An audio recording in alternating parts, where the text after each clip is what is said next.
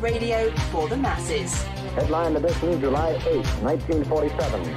The Army Air Forces has announced that a flying disc has been found and is now in the possession of the Army. If the game is rigged, change the game. Game changer. I occasionally think how quickly our differences worldwide would vanish if we were facing an alien threat from outside this world. This is Fade to Black with your host, Jimmy Church, on the Game Changer Radio Network and KGRA, the Global Radio Alliance. I need your help to get to the year 1985. You're listening to Fade to Black with Jimmy Church on the Game Changer Network.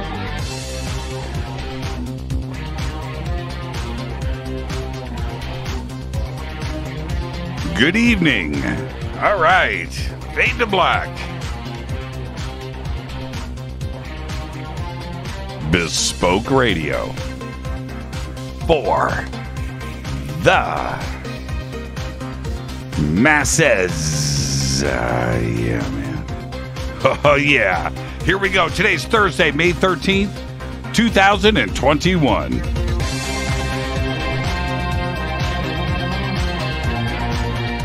133 days into the new year. Only 232 days left. We are live from a bunker somewhere in the middle of nowhere. A total undisclosed location, but it is beautiful. And I would like to welcome everybody listening all around the world, all across the United States. Hither and thither. To and fro, back and forth, up and down, east and west, north and south, far and near. This is Fade to Black for KJCR, the Game Changer Network, and KGRA, the planet. I'm your host, Jimmy Church. What is cracking, everybody? How you doing? How you doing? I know how you're doing. You're doing pretty good. That's right. Tonight is Fader Night. Open lines all night. No, I'm just kidding. Got you, didn't I? Tonight, no Fader Night. Tonight we have two very special guests, Jacques Vallée and Paola Harris.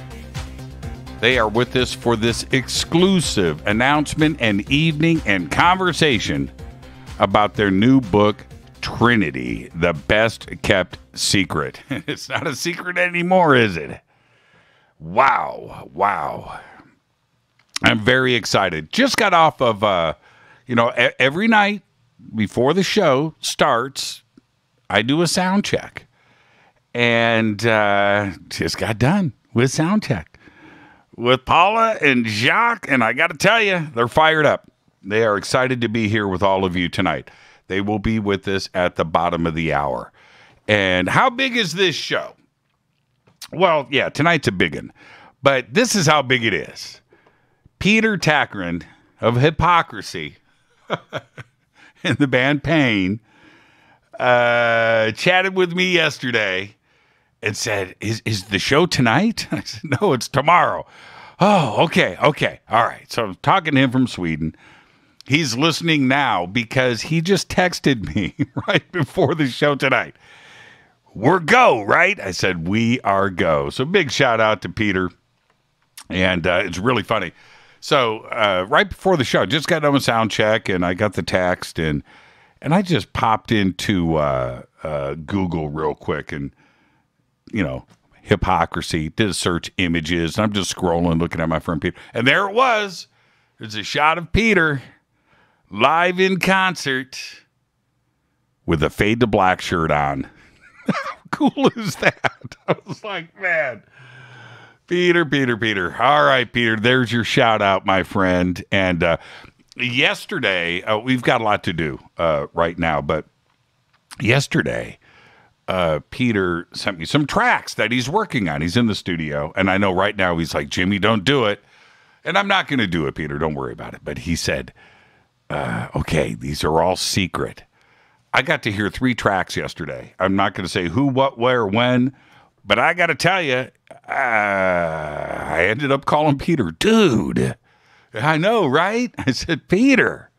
So I'm excited. He's been busy over there in Sweden. Not only is he a producer and a singer and a songwriter, a guitar player and a drummer, and he's doing all of his stuff, but he's holed up like the rest of us are. Plus, he's got snow, up to his eyeballs. But he's working. He's finally getting this stuff done. So, Peter, the stuff sounds great, and I'm very excited for the music community for the rest of the year. It's going to be amazing.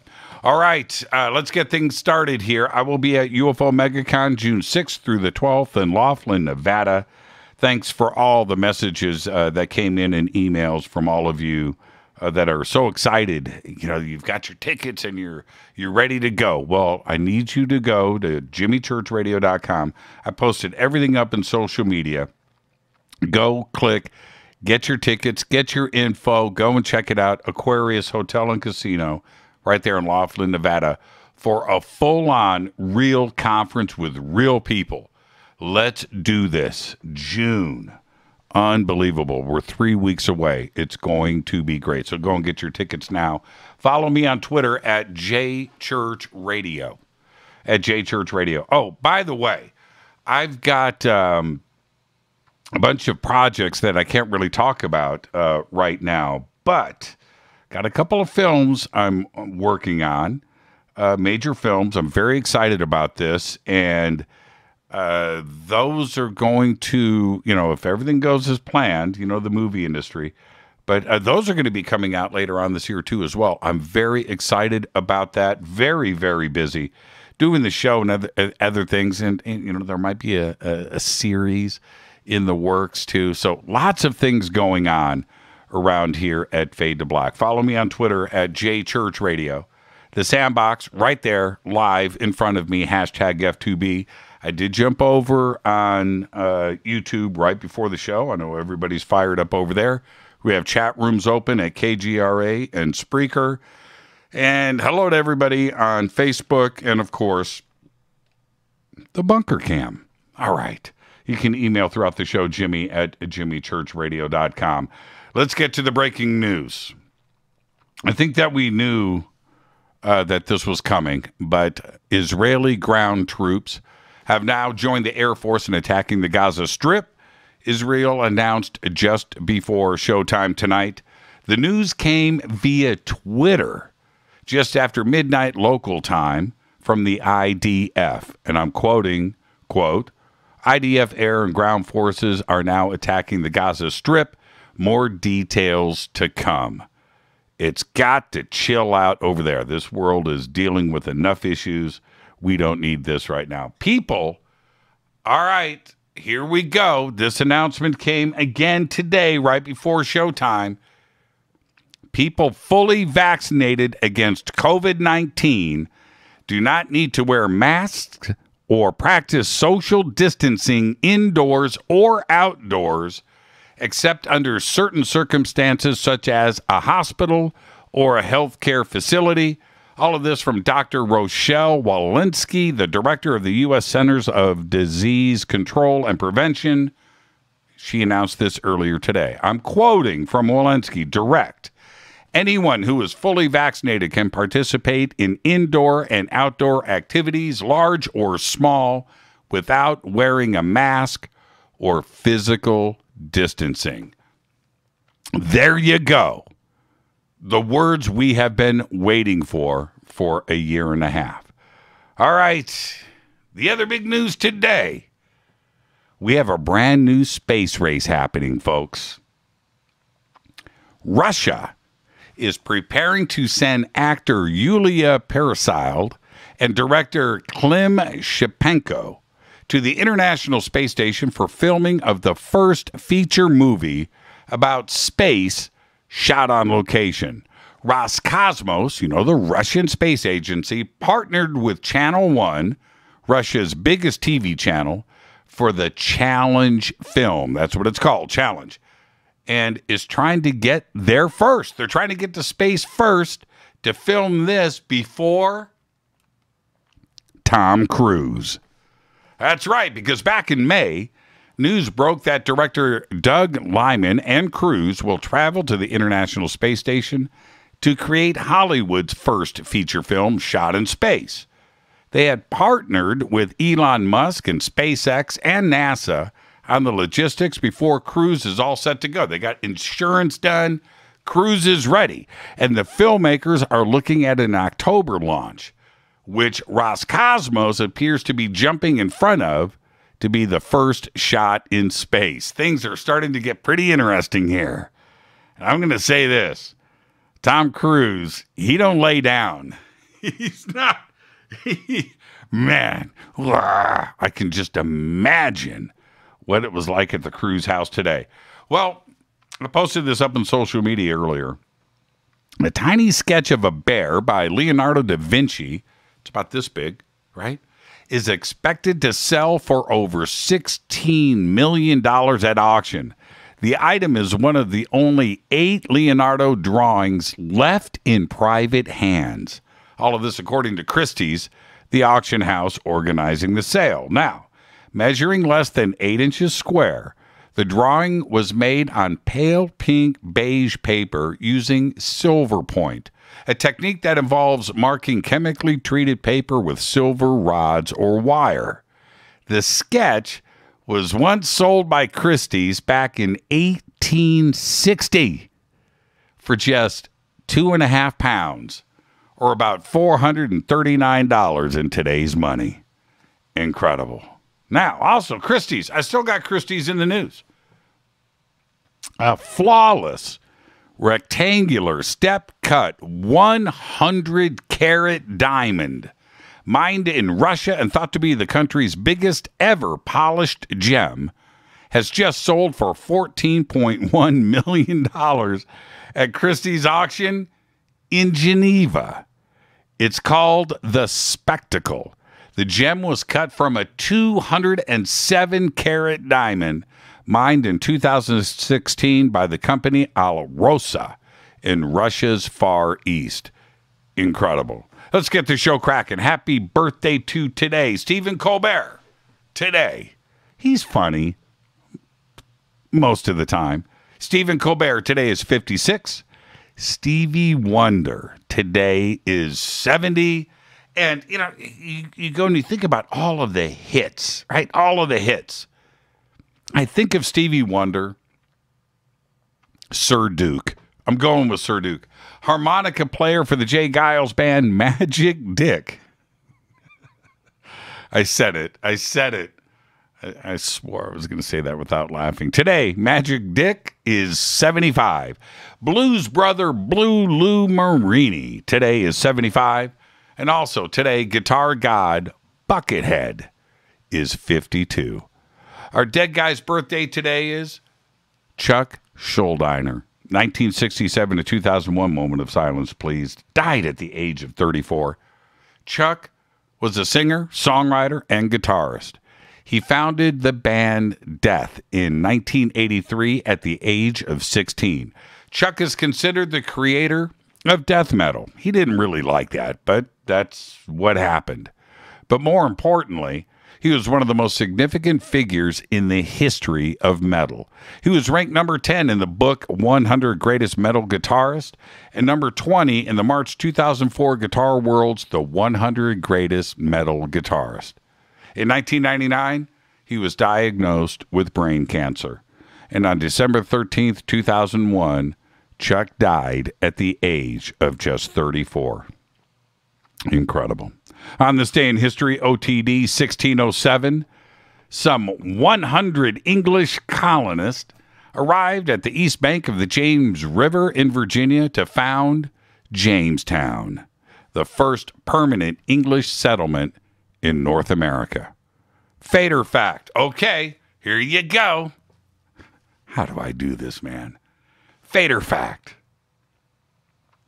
Because a man named Wayne Wheeler was stabbed in the leg with a pitchfork by a drunk farmhand, he went on and got prohibition passed in the United States and made alcohol illegal. In 1919, the 18th Amendment banned the production, transport, and sale of alcoholic beverages, all because of Wayne and a pitchfork. That is your Fader Fact. Tonight, very special guest Jacques Vallée is with us. Paola Harris is with us.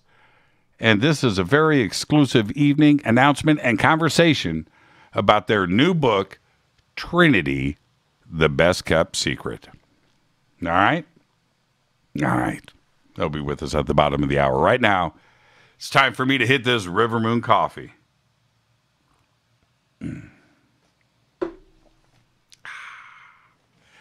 The best. I like my coffee, Doc. RiverMoonWellness.com. We have our store on Amazon. We have the websites. You have a promo code for the websites, F2B Blend. 15% off of your order today. It is the best coffee in the world. That's it. None better. Fade to Black Blend, Game Changer Blend. Go and get the best coffee in the world. All right? All right. Well, this is always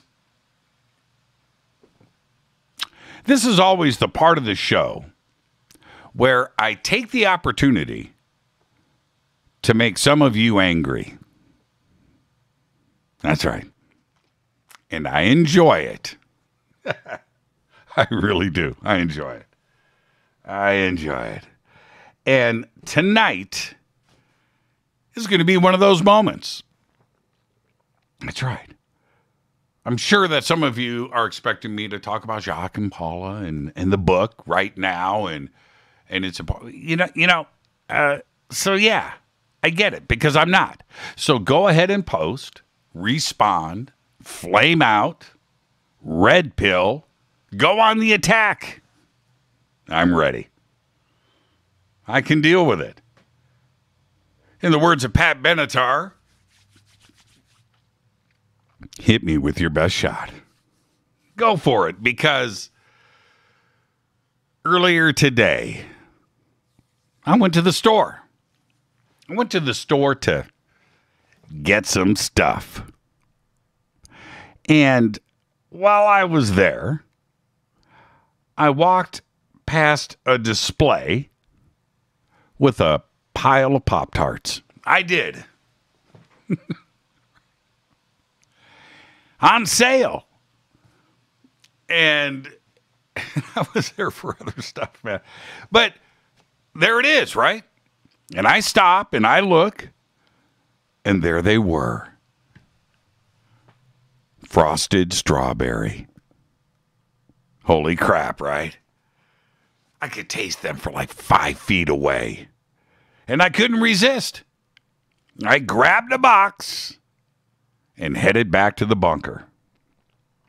Now, I want you to understand that outside of that door in the far end of the room, outside of the new bunker, down the hall and through a room or two, right? Well, you have to understand, I'm in the back of a large commercial building now. But anyway, there is an actual kitchen area. And they have a real toaster. But before I get to that, let's all be very clear and honest right now. We all know that there is nothing on this planet like a freshly toasted, frosted strawberry Pop-Tart. Right? Now, I hope that we are all on the same page right now. But the flavors are explosive. The strawberry filling is over the top. It's strong. It's always too much, right? It's more berry than any real berry on earth. But you have the toasted pie crust, to take the edge off of the extreme berry, and it's warm. It's fresh out of the toaster. And the balance between the two is like a fine French wine with great cheese. But then you have the secret sauce. That frosted sugar coating with the colored crystal chunks of something. You know, chemicals that should be illegal probably in most states. But the adrenaline and the excitement in my head, the emotional overtones of my childhood. Right now I'm wearing a Spacely Sprockets t-shirt. I love my childhood. Right? And knowing that I have an unopened box and a toaster down the hall that is plugged in and ready to go. Man, you know, and it's like, that's it. That's it. I've waited long enough. You know, do you remember Bruce Willis in Pulp Fiction? You remember that? When he ripped open that foil-covered Pop-Tart, dropped them in the slots of the toaster. You remember that? You remember? He was ready. You remember how excited he was? John Travolta pops out of the bathroom, machine gun. You remember all of that? Okay. All right. All right. Well, today I was ready too. And then the magic happens, man. You know, you're there. You rip it. You know the sound of the foil and the Pop-Tarts. You know, you put them in the toaster. You push it down. The toasting action. You know, the smell. I can't explain it. The smells that just like waft and tremble in the room. You know, and I know you're so with me right now, right? Okay. Well,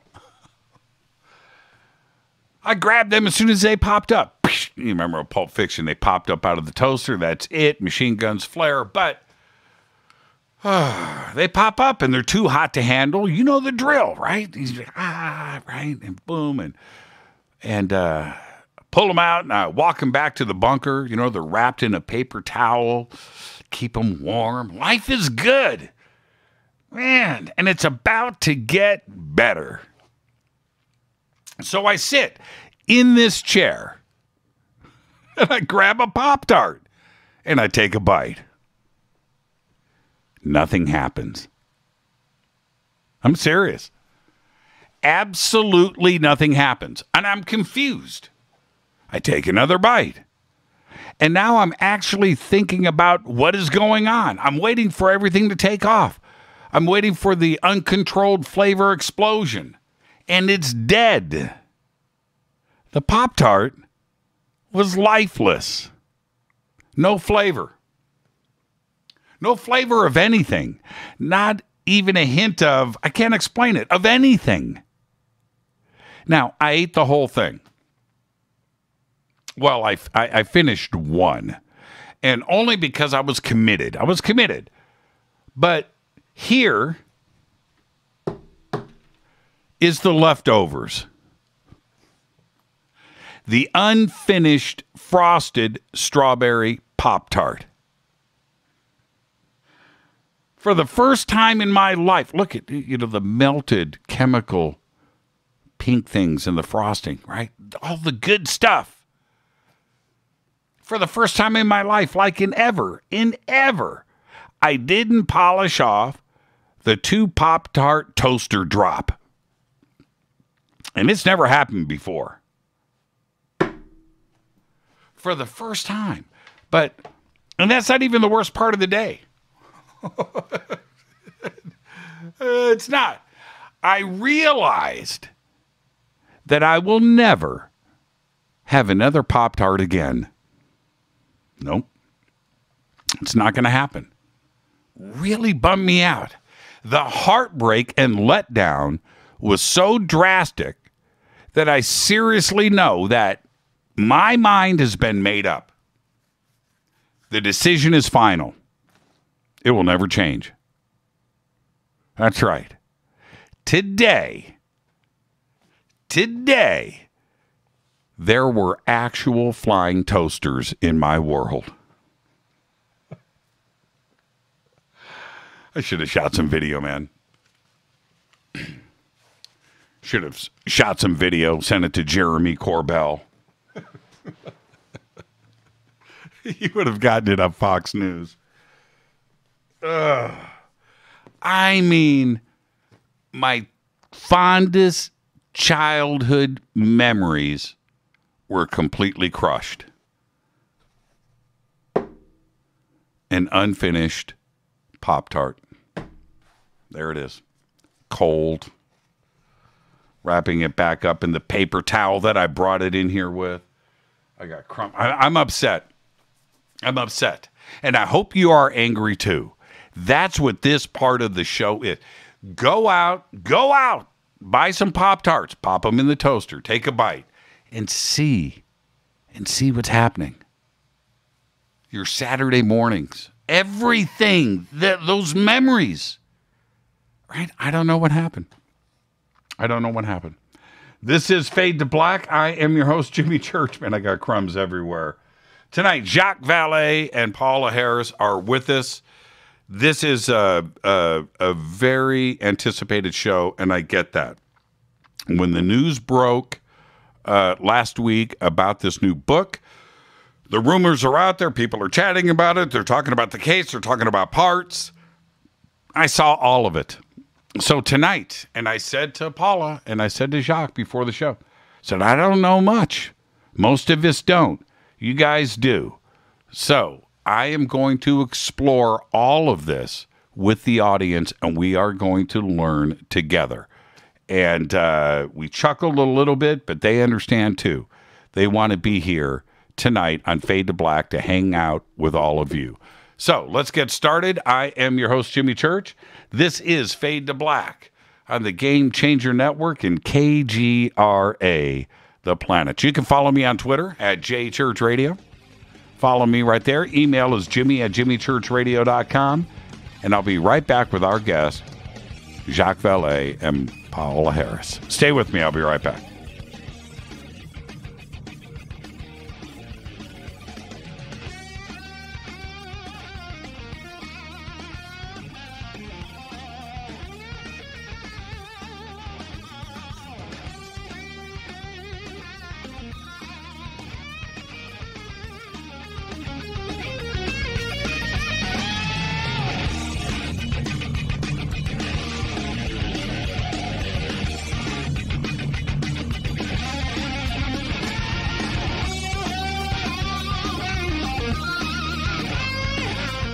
This is Nicole Church, daughter of you-know-who, and you're listening to Fade to Black on JimmyChurchRadio.com and the Game Changer Network.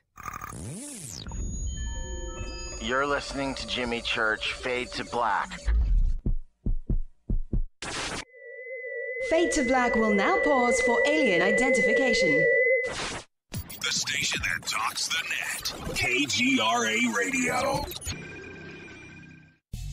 This is Jimmy Church, and I'll be at the UFO MegaCon this June 6th through the 12th, 2021 in Laughlin, Nevada. The Laughlin UFO MegaCon is unique. It's 7 days of education and disclosure. It's unlike all other UFO conferences. The Laughlin UFO Mega Conference specializes in bringing you new people, offering new information and disclosure.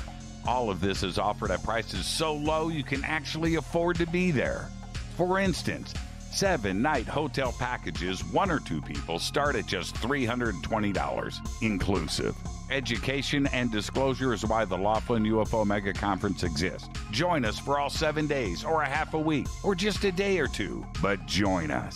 Go to LaughlinUFOMegaConference.com. Register now. The only thing keeping you from being with all of us is you. Just go to LaughlinUFOMegaConference.com.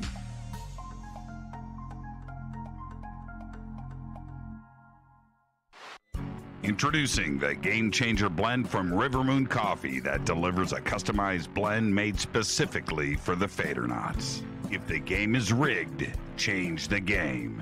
It's a bolder cup with some bite.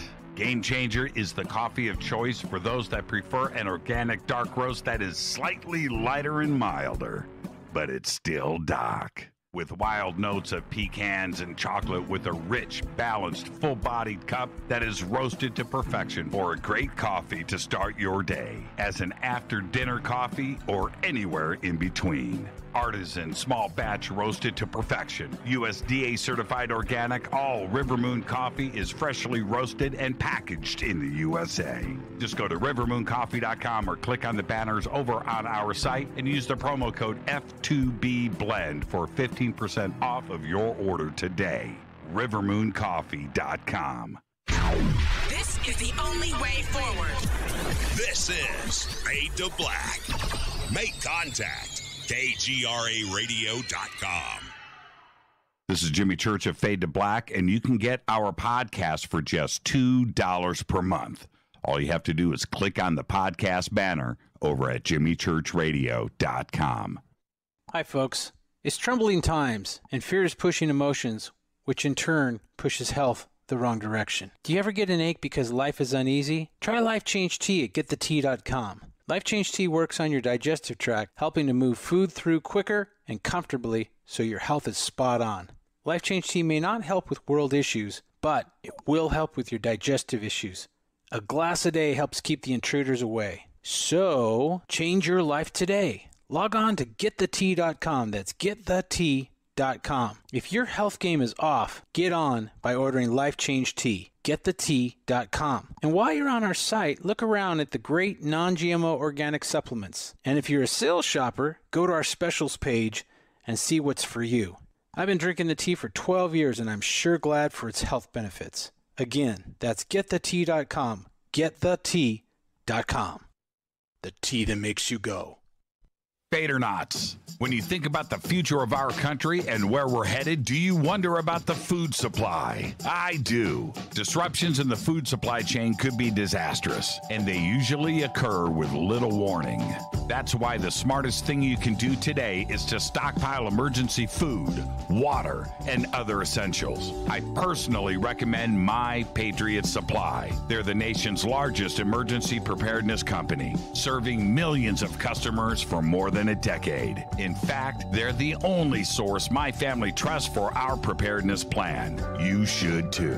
Right now, save 20% off a full 4-week supply of delicious meals that provide 2,000 calories a day. Saving 20% helps too, doesn't it? Especially now. So go to preparewithjimmy.com and get ready. That's preparewithjimmy.com. There's no time to lose. Do it now. 9 out of 10 geneticists agree. Fade to Black is not your father's radio show on the Game Changer Radio Network and KGRA, the planet. Hi, this is Rob Reiner from Anvil, and you're listening to JimmyChurchRadio.com. What's up? I'm Chris. What up? This is Kyle Massey, and you're listening to Jimmy Church Radio.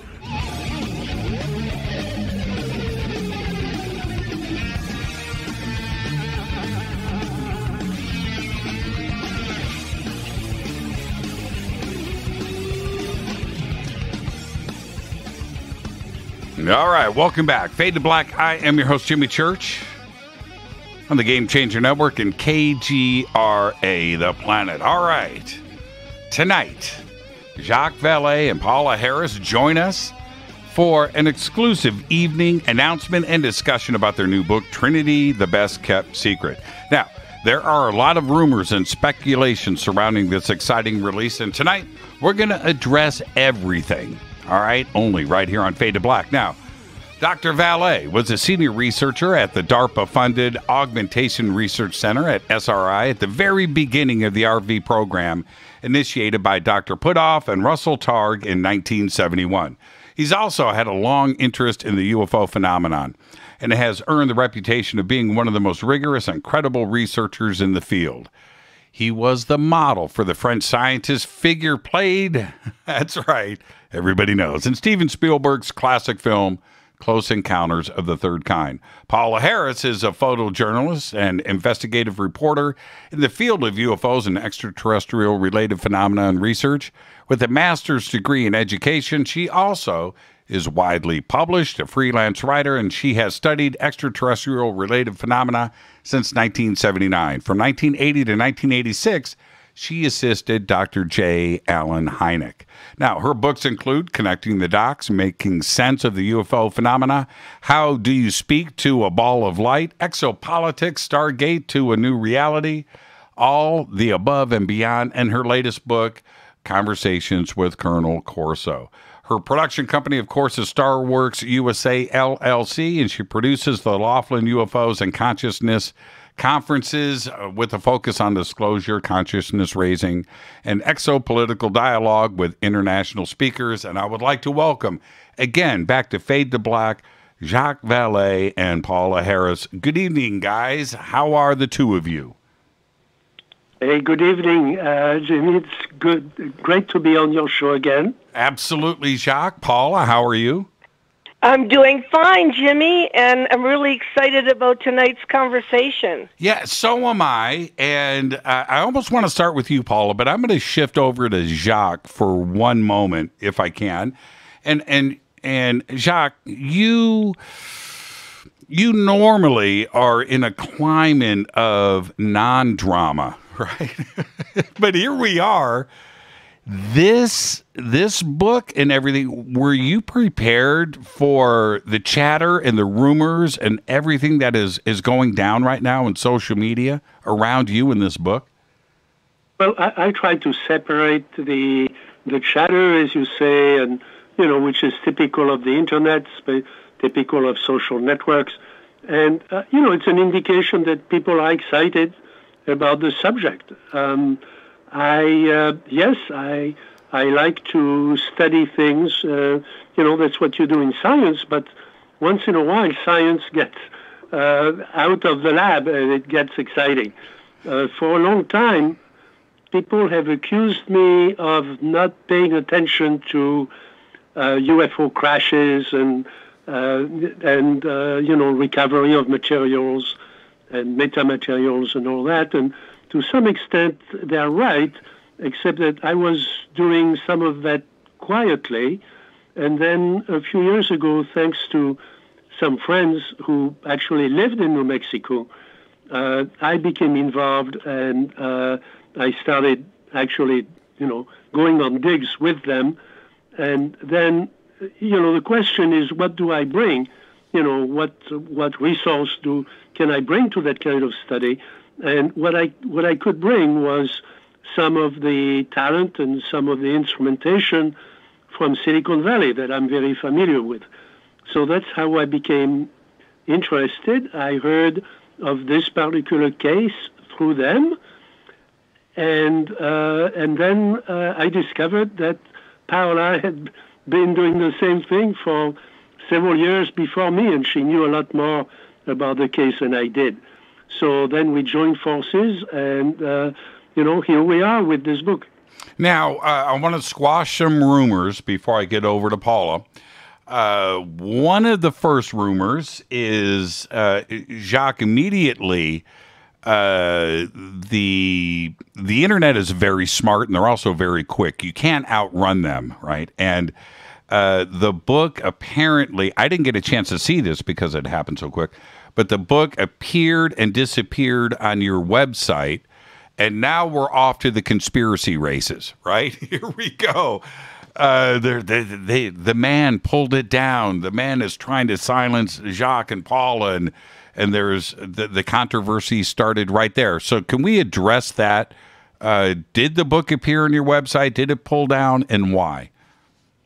So there was a radio show that's very popular where I appeared at the same time as we talked about the phenomenon, the new movie, in which I had a little bit of input into editing it. The James Fox documentary called The Phenomenon. And there we pre-announced the book because we thought that we could bring it out quickly and that it was ready. And then, actually, thanks to Paola's research, we discovered a third witness. And all the chatter has been about one witness from way back who was controversial. He passed away some years ago. we actually, Paola had interviewed him, and other people had also, but she was the first to really pay attention to the case very seriously and to investigate it. And she's best to talk about that period when I really wasn't aware of what was going on there. And then now we have 3 witnesses. So we had to add considerably to the book, and we changed the format.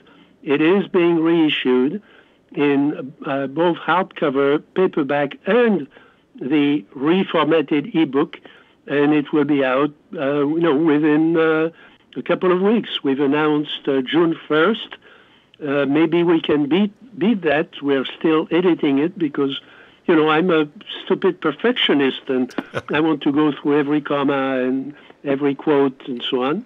There are lots of references, and it covers more than this one case. Again, my contribution is that, I'm sort of a computer guy, and I look for patterns. I don't look for one case that's going to solve everything, and we can talk about that later. But Paola should talk about how she became the research and, instigated all this, because if you want to blame someone, you should blame her. That's right, and we always blame Paula.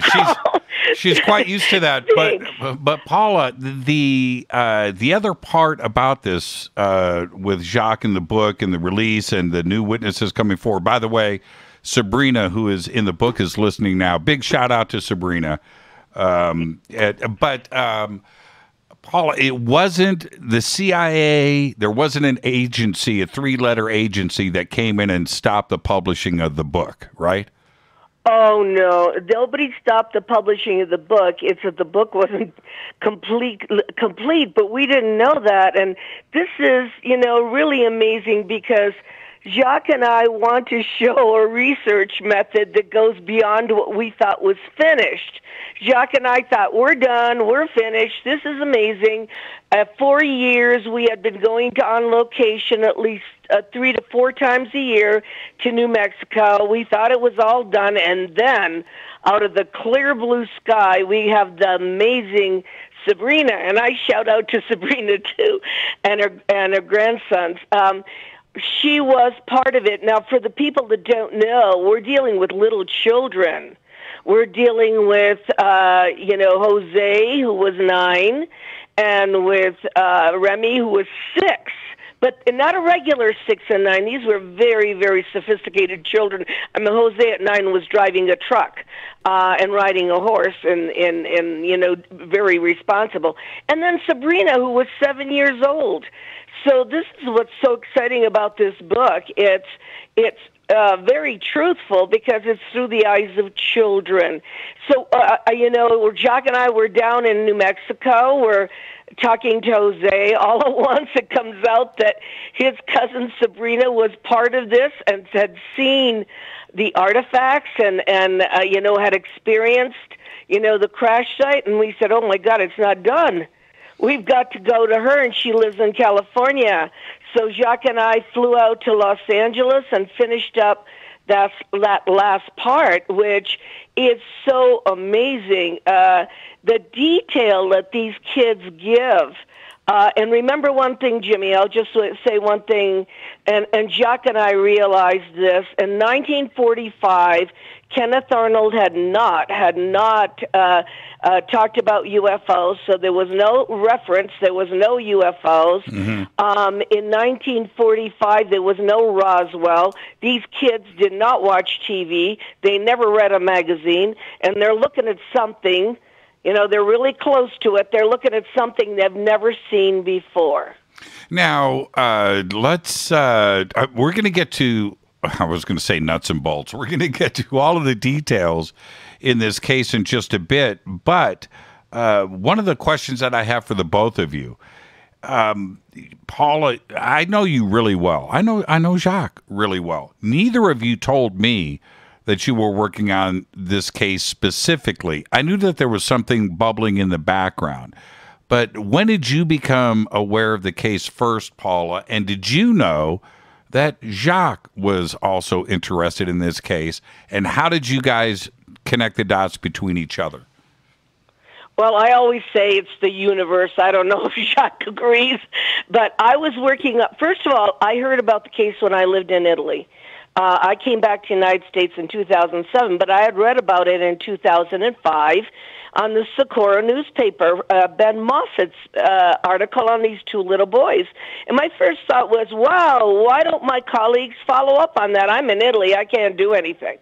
But then I moved back, and serendipitously, I got a call from the son of the pilot that flew over, and he introduced me to the 6-year-old Remy Baca, who was up in Gig Harbor, Washington. Well, it took me 4 months to get his confidence, enough to let me fly there and interview him.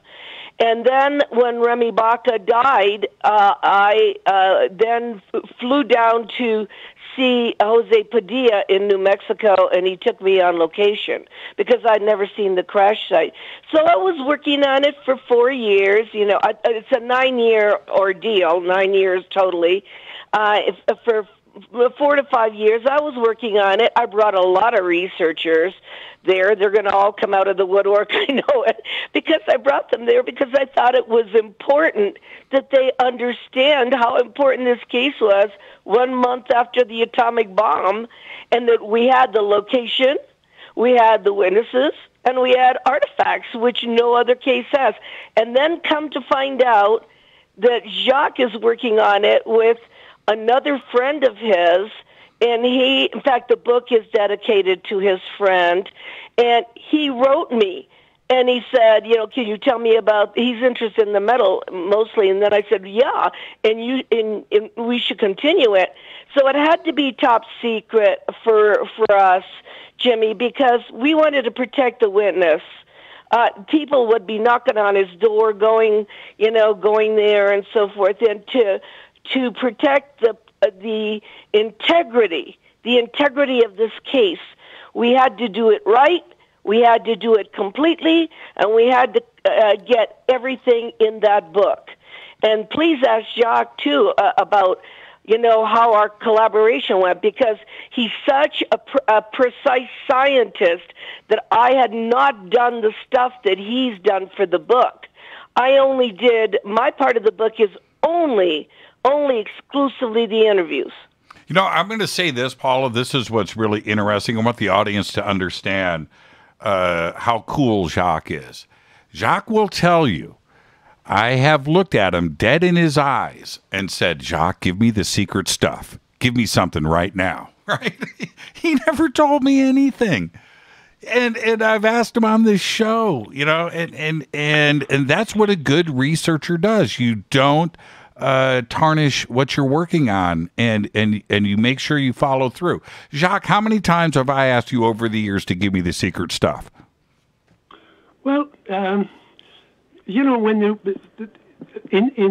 I try to be, a fastidious scientist here, and if we had released it prematurely, we would never have been able to do the analysis. And to some extent, after people read the book, they realize we're just at the beginning of something here. Right. The reason we called it the best-kept secret isn't so much about the government, although the government certainly kept the secret and still does. I mean, it brought a big truck and it loaded this so-called weather balloon on an 18-wheeler. After redoing the opening to the ranch because they couldn't get in. I mean, they could get in with a Jeep, but they couldn't get it with the big truck that was going to carry out the weather balloon, if you see what I mean. Right. So, it went away and has never been seen again. And there has never been any trace of that information again, except that we have the witnesses. And the witnesses kept it secret for about 65 years. And the reason I couldn't quite understand that, because, Roswell came out. They could have been heroes if they had come out and said, guess what, we saw this and we did all this stuff, 2 years before Roswell, when there was no term UFO. There was the term flying saucer, hadn't been invented, okay? the reason was, and I've learned a lot about New Mexico, and that time, that terrible, terrible time in 1945, this thing crashed 2 days after the capitulation of Japan, okay? And after what scientists like, Dr. Oppenheimer called a test 20 miles away. Well, I started researching exactly what had happened. Okay, I grew up in France. World War II, for me, I lived through World War II. I was born in 1939, which was a declaration of war in September 1939. And I remember World War II, but I remember World War II as I grew up in Europe. And my town was liberated, in 1944, in the summer of 1944. I was 5 years old, and I knew what was going on. But I never really learned much about war in the Pacific. So I relearned it. I bought a number of books because I wanted to understand the context, and I wanted to understand the landscape, and I wanted to understand the culture, and I wanted to understand everything around these two kids. And the case, I learned an enormous amount. I had been in New Mexico before. I loved New Mexico. I went there with Dr. Hynek. It turned out that Northwestern University in Chicago, or in Evanston, has an observing station in New Mexico, in the desert area of New Mexico, because the sky is magnificent at night, and you're at 5,000 feet altitude, and you can do a lot of good astronomy. So, but I didn't know so much the area about San Antonio. This is San Antonio in New Mexico, not San Antonio in Texas. Right. And most of the culture, of a local culture, was Spanish or Mexican immigration or Spanish immigration mixed with the Indian population and the Apache and a number of other tribes that had settled there. And it was very complex. It wasn't what you see in most UFO books, where something fell and somebody saw it and it's all very interesting. It was much more complex than that. On top of that, what everybody seems to have forgotten was that it was the end of the war. It was the end of the war in the Pacific. And it was a terrible, terrible, terrible time. And the people around that area were world-class scientists, several Nobel Prizes around Fermi and around Oppenheimer. Names that were heroes to me, were gods to me as I grew up as, learning physics. So it was complex, and it took several years to really immerse myself, in what Paola had done before, and then try to put it in the culture of the time. Because if you don't understand the culture, you don't understand what people are saying about a phenomenon like, the crash of a UFO. Now consider the following, that there were two witnesses on the site before the object crashed. It literally crashed over their heads, okay? And we can go into the scene exactly, but they saw it crash. They knew the area intimately. It's not, my going to New Mexico to investigate, or somebody going to Argentina to ask a few questions for a few days. They were there. They were there, as Paola said, because they were, in those days, if you were a 9-year-old, all the adults were at war. And, the kids had to drive the truck. They had to take care of the cattle. Mm-hmm. They knew how to use binoculars. They had binoculars that were just as good as those of the Army, because they had to keep track of the cows and read the brands. Now, those are the things you have to understand before you go there. They were working. They were working there, yes. Their fathers sent them there to keep track of the cattle, the reason they were there on that particular day was that there was one cow who was going to have a calf, and of course it was important to get to it, see how the cow was doing, how the calf was doing, and make sure that nasty neighbors didn't come and steal the calf and put their brand on it. Okay, we're in New Mexico. Okay, the third thing is that nobody was paying attention to them when the army came over. They knew how to hide. They knew the area very well. They were over a nearby ridge, and they followed everything the army guys did for the next 8 days, every day, except for one day. The day after the crash, they couldn't be there because their father wanted them to work on something else in town, and then they came back.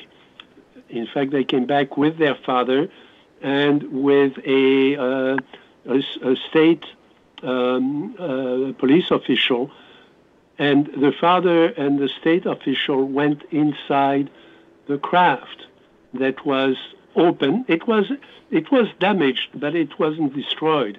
The whole story is just incredible in terms of the physics. Mm-hmm. But we could go into that. But I was fascinated with that. They went inside. The kids couldn't go inside until the last day, and what they saw there was fascinating. So they were on site. They knew the area intimately, better than the army. They had covered access to the area for the time of the retrieval. They were able to approach it stealthily when the soldiers were not looking. Their father went inside the thing. They were able to recover some of the artifacts around the craft, and we'll go, Paola and I can go into that. We had that device available to study it, and we are studying it with, several other labs. One of the witnesses, Mr. Jose Padilla, who was after a long career as a California state trooper, has gone back to New Mexico, and he's still alive, has an intact memory. And Paola had met the other witness, Remy Baca, before, and he, as she said, he passed away, but she has the recording and the transcript of what he told her about what he saw. So we could compare the transcripts as you would in court, right. For detail after detail after detail. And also we've had access to the site, which is a private property, by the way, which is fenced, but I don't encourage too many people to go there.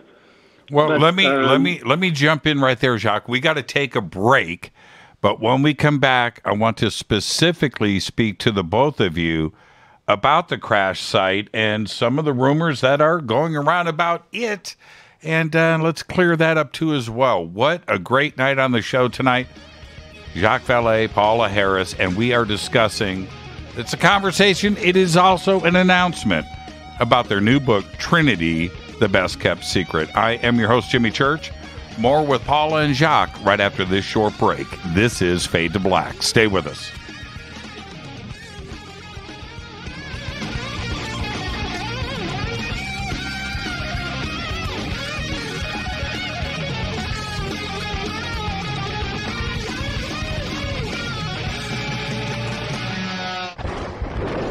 This is Fade to Black with Jimmy Church on the Game Changer Radio Network and KGRA, the Global Radio Alliance. This is KGRA Digital Broadcasting Station, Salt Lake City, Utah, Van Buren, Arkansas. This is Billy Carson with ForbiddenKnowledge.tv.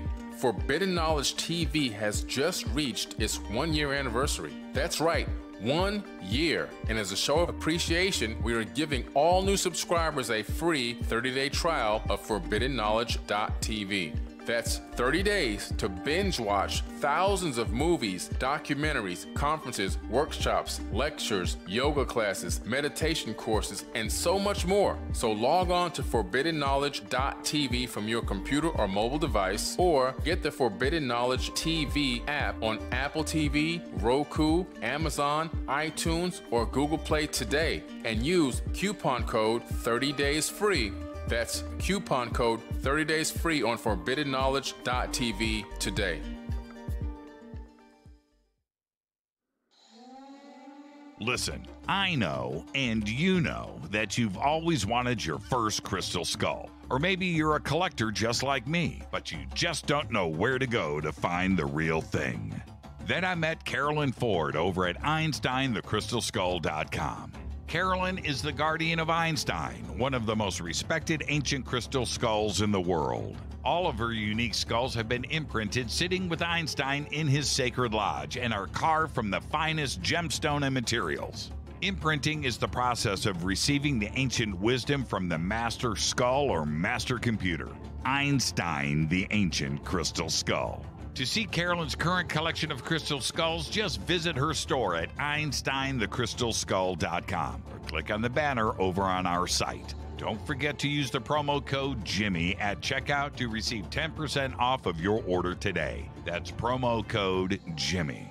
Finding your first or next crystal skull is easy. Just visit EinsteinTheCrystalSkull.com. When you take the beans from Central America with dashes of Indonesian and African mixed in and then roast it to the dark side of fade to black, you create the ultimate brew of fringe. Introducing the Fade to Black blend from River Moon Coffee. Yes, River Moon's darkest customized roast was created for the love of Fade to Black. The alchemy of masterful roasting and smoking the beans is in every sip of this full-bodied, dark Java. I need my coffee dark, deep, with distinct bittersweet chocolate highlights, just like the bunker. Leaning further into the darkness of the roast is Fade to Black blend from River Moon Coffee. Just click on the banner at jimmychurchradio.com and use the promo code F2BBLEND for 15% off of your order today. Hello, I'm Katie, and you're listening to my main man, Jimmy Church, on jimmychurchradio.com. Hi, this is Ray Hobbs here, repping the planet, and you're listening to my good friend, Jimmy Church, Fade to Black, on the Game Changer Network and the KGRA Digital Broadcast Station.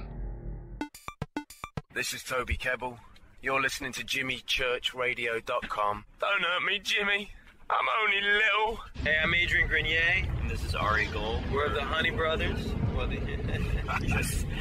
We're also Honey Brothers. Hey, I'm Adrian Grenier. And I'm Ari Gold. We're the Honey Brothers. And you're listening to Jimmy Church. The Revolution. This is Jimmy Church of Fade to Black, and you can become an official Fadernaut by just going to our membership section at jimmychurchradio.com. Hello, this is Serena Wright Taylor from Conscious Life Expo, and you're listening to Fade to Black with Jimmy Church, who holds the Lucky Pony record for the best astrological chart since 1963. True story.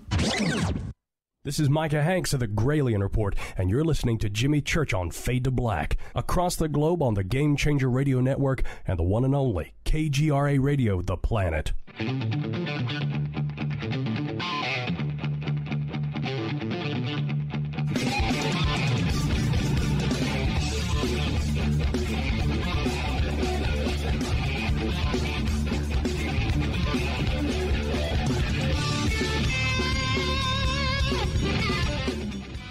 Welcome back, Fade to Black. I am your host, Jimmy Church. Tonight, Jacques Vallée and Paola Harris are here discussing their new book and the announcement of Trinity, the best kept secret. To the both of you, where we left off, we started to talk about the debris, and specifically, I want to talk about the debris field. Paula, the rumors out there about this, there has been chatter about a magical debris field in New Mexico where everybody is going and grabbing all kinds of parts and pieces and things. This isn't that debris field, is it? No, it isn't. In fact, this is a pristine field. This location is about almost 20 miles from where the bomb actually exploded. But Jimmy, if you allow me, I'd like to talk about the collaboration with Jacques, because it's very, very important, because I really believe in the UFO field more people should collaborate. Go ahead. Go ahead. I was working on this by myself, talking to the walls for 5 years. And then Jacques Vallée came, and I was able to do it in a whole different way. And Jacques, from the bottom of my heart, I thank you, because he would read the books. In fact, the book opens up with Laura Fermi, the wife of Enrico Fermi's diary. So he opens up with the atomic bomb. And when he did that, I went and got the book. I read it cover to cover. And then he would read the book called Children of the Atom Bomb, or I forgot the exact title, about what happened in that area, because Jacques will go into details. That was not a test. They actually exploded a bomb. And he would read the book, and then I would get the book. And then we would discuss it. And then he would notice certain things. He drove me crazy with the science, because I just did like the interviews, and then he'd say, call up the witness and how many wheels was on the truck, stuff that I never would do in a million years. Right. And I had to call the witness and ask how many wheels was on the truck that took it out. So I was learning how this should be done scientifically, and I was learning so much from him. And he was reading over my interviews over and over again and learning from my interviews, because Jacques called me relentless. He said, you're relentless. He said, you did a pretty good job. So may I encourage people to work together. It is not, this story I don't think is Jacques' story or my story. It belongs to the world. It belongs to humanity. We shouldn't get possessive about stuff. And the culmination of this book is a collaboration, and 4-year collaboration. And I am so grateful to have this come out, because if it hadn't been for him, this story would have been lost in time. Well, that's what a collaboration is all about. A singer and a guitar player, working together and bringing the best out of it, because it's two different minds. Yes, and it's a male and female, too. I mean, you can add that, too. Male and female have two different minds. And I think it produced, we always kid around, we produced something here. And it is deeper than you can imagine, because it isn't just about a crash. It is not just about children that were involved. It is about the reaction of the whole entire city, and Jacques can go into detail, that we're not told that a bomb was going to be exploded. Right. I mean, the residuals, and I don't know if you heard this detail. I mean, Jose's mother was blinded. She opened the door at 4:30 in the morning and saw, the metaphor is 1,000 suns. 1,000 suns, can you imagine? And she was blinded in one eye, and Jose lost his hearing because of his eardrum was punctured. From the sound, he was so close, they were so close. So Jacques covered a historical moment that was, and by the books he was studying, and I read them too. I mean, people aren't reading books, so I mean, sometimes we don't get the background of all of this stuff. It is not just a crash in isolation. It's a crash on a timeline of a very important event that may even have a message for us. Yeah. The title of the book says it all, Trinity, and that test did go down just 20 miles away, and the timeline there would suggest a very definite connection. There's no doubt about that. I want to. We've got so much to jump into tonight. One of the things I want to talk about the debris and the artifacts for a second. That this this site is separate from what everybody else has been talking about over the last few years. And there are some very specific pieces that have been tested. One of them that is out there on the net, and I've got a lot of email, people asking me directly, Jimmy, you've got to address this. Is this part that looks complete, that some have suggested it's just a piece from a windmill? I don't know what I'm looking at here when I see this piece. Which one of you, Jacques, you want to address this? Who looked at this piece first? You, Paula, or Jacques? Oh no, I want Jacques to address it. He's a scientist, okay? And he are you kidding? I mean, even the idea that we would put a windmill piece up there is ridiculous. It's so ignorant that in order to answer that that particular piece, we bought it. We went to the windmill factory in Socorro. It's like a warehouse. It's like Home Depot.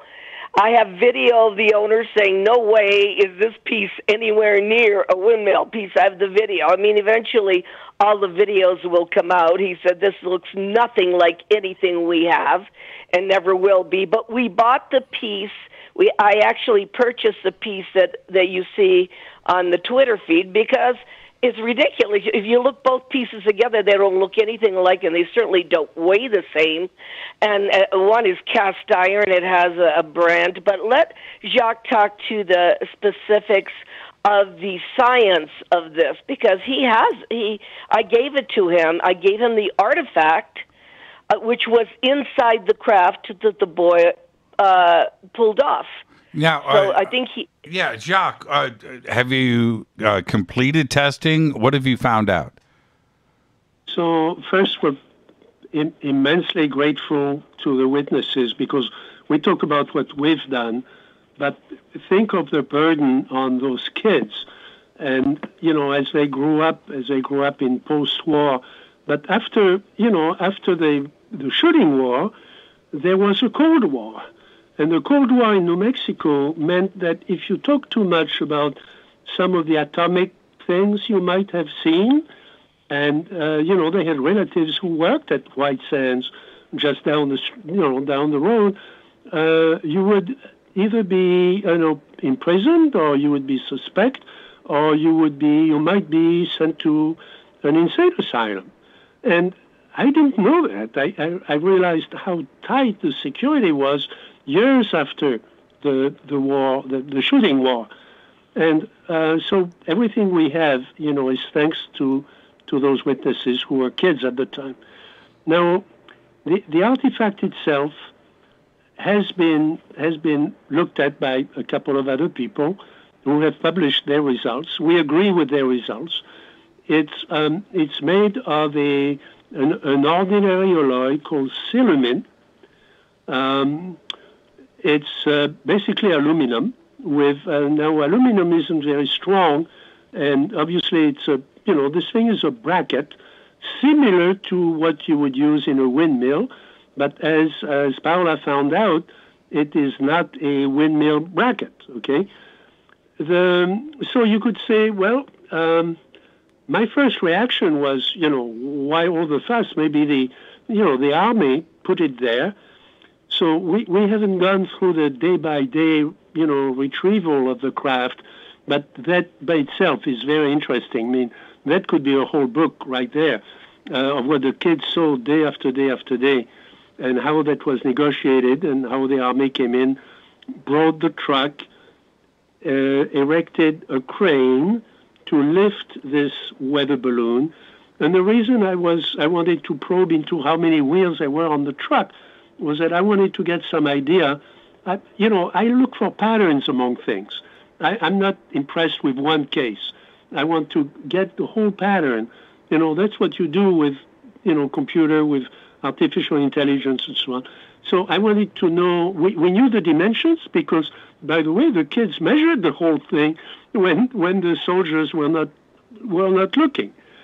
So we have a good idea of the dimensions, and I wanted to get an idea of the weight. But that thing was probably the weight of about 2 Ford, F-130 or something like that. It was tons, 4, 5, 6 tons approximately, because the soldier, erected a crane to lift it, and they have to put it on the truck sideways to be able to go under the overpass that was down the street to get it back to ground zero.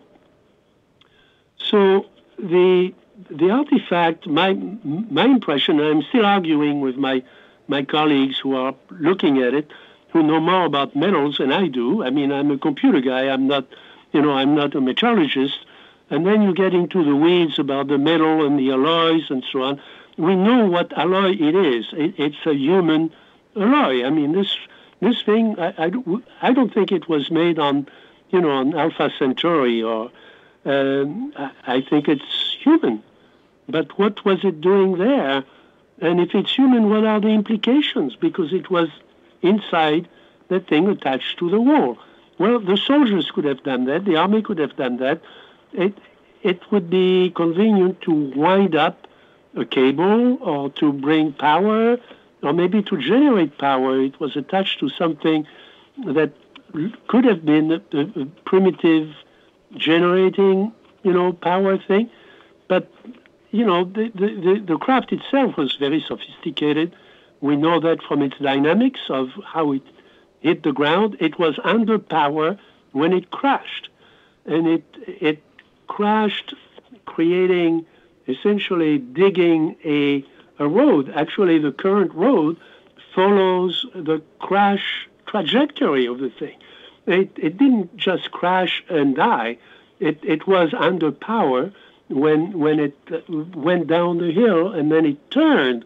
It made a turn and was stopped by a berm, by dirt there. So what was that thing doing inside? So people have said, well, it looks like something. I don't blame people for saying that. It looks like something that you'd find attached to a windmill, or something that could be used in aviation, or something that could be used whenever you need to transmit power from one area of a machine to a different area in different ways. So it has room for attachments. We don't have the attachments. Well, you would think. There are a couple of other things that are strange. If it was manufactured, it would have a brand on it, and it doesn't. So it's one of a kind. It was made specially by somebody, but it's not sophisticated. I mean, you could make it, at the local college. You'd have the instruments to make it. Now there are holes in it, and we've measured everything, and it's in the metric system. Now the Army, U.S. Army, didn't use a metric system at that, in World War II. So where did it come from? So we are essentially asking this thing to tell us its story, step by step by step, and we're going to continue to take it apart. Other people have done that, so before us. So we give them credit for that, and it's mentioned in Ryan Wood's book. It's mentioned in several other books. And so we've looked at the literature of people who've looked at it before us. What we can do, though, is we have labs that are, fairly modern in Silicon Valley to look at metals, and we're going to keep asking those questions. We're at the beginning of the study, not at the end. By the way, we trust the kids. Everything that we've checked from what they've told us, and even the contradictions between their testimonies, and the later testimony of Sabrina that we need to bring in. I wish Paola would talk about what Sabrina had seen, because she came there a few years later, and she saw some of the other artifacts. All of that checks up. I mean, the kids are not lying. How much debris or artifacts do you guys have? Well, we don't want to go too much into that because we're still, we're at the beginning of the study, not at the end. Right, but there is more. artifacts that we can get? I think let me jump in a little bit. When this crash happened, we wish there was more, because what it spread around was something that Jose called angel hair, and he called it angel hair. Sabrina called it spider web, and it was lighting up. It was lighting up. It lit up, and so the two boys, got a 10-pound bag, and they filled it with this stuff that later we found out could have been fiber optics. But the very funny part is that they went home and they trimmed the Christmas tree with it. They trimmed the Christmas trees, they trimmed the windows, and the people in the town came by and said, "Can we get some of that stuff?" And they trimmed their windows with it. And then when I talked to Sabrina, she said, "Oh yeah, it was because Sabrina does not know what Jose said, and Jose does not know what Sabrina said. She was much younger. Jose had moved to California by then, and she said, "Yeah, we had these plastic bags with these things, this filaments that would light up," she said, "and they would like burn my hand. I mean, they didn't really burn it, but they pinched my hands." So we're going, "Oh my God!" There, and you're going to ask me if there is any of that. No, we asked her. We asked her, "Do you have any of that? I mean, if we could can we talk to the people in the town? Maybe they have Christmas decorations from 1945. So Jacques and I did an extensive study to see if we could get some of the other artifacts. But you got to look how many, 76 years have passed. Mm-hmm. 76 years. If we could have gotten to this, by the way, these two boys did go to Timothy Good, who did put it in his book. And they did approach Stanton Friedman, who wanted to put it in his gray file, And so it was destiny. I figure, Jimmy, it was destiny that Jacques and I did this, because I think this is a gift to the world. Well, it reminds me a lot of the beginning of Roswell, right? Where that's it. Everything is in front of us to go and research and investigate. Like Jacques said, we are right at the beginning of this, and I find it all very, very exciting. But there is other debris to test. Without getting into specifics, Jacques, but do you think that this debris is from the craft, or is this from the recovery and maybe U.S. government issued? So that's a great question, because I've encountered that in another site, where I've gone and where we've done a dig and where we've recovered things, and we're still asking ourselves the same question, because we know the Army came in and they sort of salted the entire area with old cans and old things of metal, some of which are obviously from old aircraft and so on, over the thing, so that if you go there with a metal detector, you're going to recover, very, very precious collectible beer cans from 1945, or 1947. So we're not terribly interested in that. We want things that are authentic, and it takes time to investigate everything you're looking at.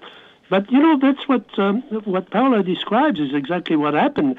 I mean, that's what you always do when a UFO crashes. You go there and you get the fibers and you use them to decorate your Christmas tree, right? I mean, that's normal. And the kids thought, this stuff glows in the dark, and it's very interesting. We're going to play with it, except that Sabrina taught us that, if you find any of that, you really shouldn't play with it, because it will cut your hand. Now, it will cut your hand in a strange way, because it's not going to bleed, which means it still has a kind of energy or a kind of physical property that triggers some of the, sensitive nerves inside, below your skin, without punching the skin. And she said she really didn't want to play with it very long because it hurt and it was dangerous. So we're going through, and Sabrina turned out to be an extraordinarily clear witness. She could recall things just in a literal way without interpretation, and that's what we want. She was 8 years old at the time when she got to the site. She can describe what happened after the army had gone, the object had been moved away, but there was still stuff, and there were still changes in the landscape that were just very interesting. Now, did you say that Jose and his dad, or maybe it was Remy, and it's that they went on board this craft? Yes, Faustino, who was Jose's father. The kids went home and they told the story to their father. Right. And the father said, well, let's not get excited. It may be something the army has got. It may be some prototype that fell. We should. So he called right away. That same evening, he called a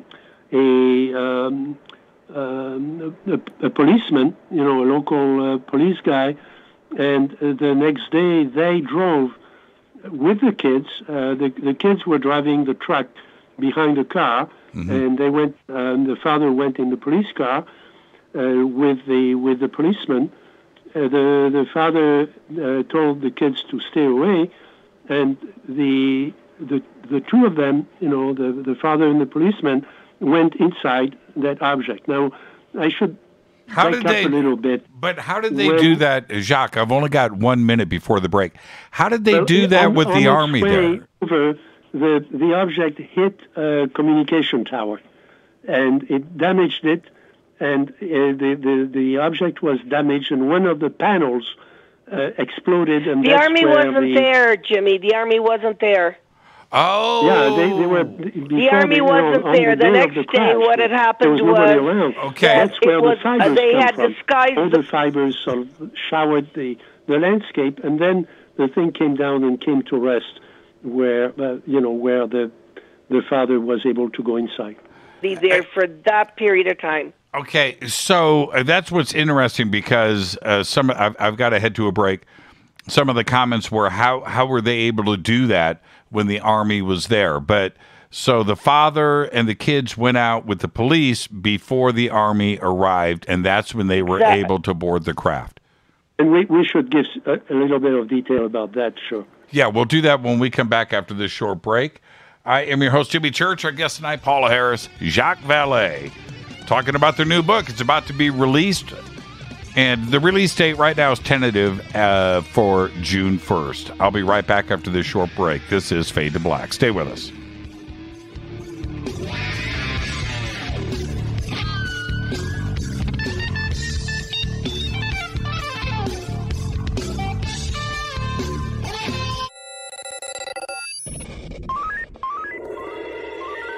Way out here, we listen to Jimmy Church.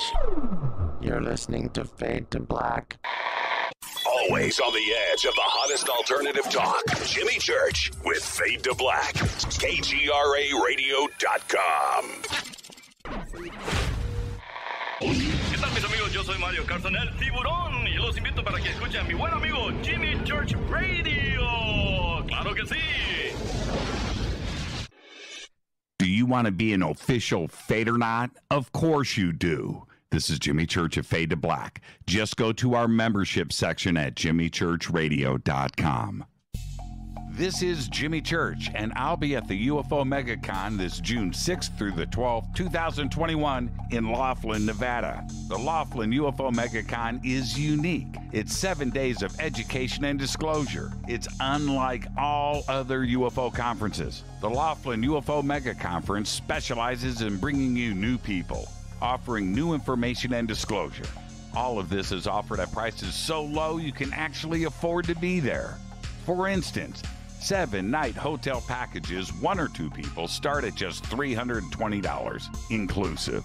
Education and disclosure is why the Laughlin UFO Mega Conference exists. Join us for all 7 days, or a half a week, or just a day or two, but join us. Go to LaughlinUFOMegaConference.com. Register now. The only thing keeping you from being with all of us is you. Just go to LaughlinUFOMegaConference.com.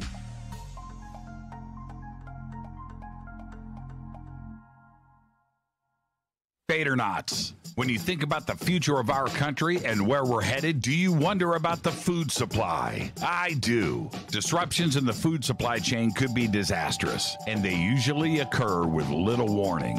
That's why the smartest thing you can do today is to stockpile emergency food, water, and other essentials. I personally recommend My Patriot Supply. They're the nation's largest emergency preparedness company, serving millions of customers for more than a decade. In fact, they're the only source my family trusts for our preparedness plan. You should too. Right now, save 20% off a full 4-week supply of delicious meals that provide 2,000 calories a day. Saving 20% helps too, doesn't it? Especially now. So go to preparewithjimmy.com and get ready. That's preparewithjimmy.com. There's no time to lose. Do it now.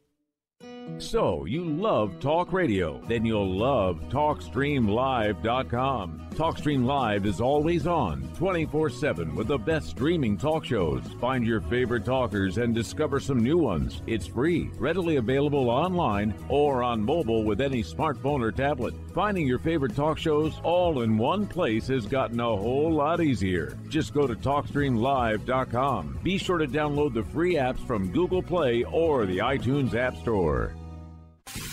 You listen to us, and we listen to you. And so does the CIA. KGRARadio.com. You are listening to Fade to Black with Jimmy Church on the Game Changer Network. Oi, oi, I'm Reese Evans. You're listening to Jimmy Church. This is Revolution. The revolution will not be televised. The revolution is on radio. Ciao.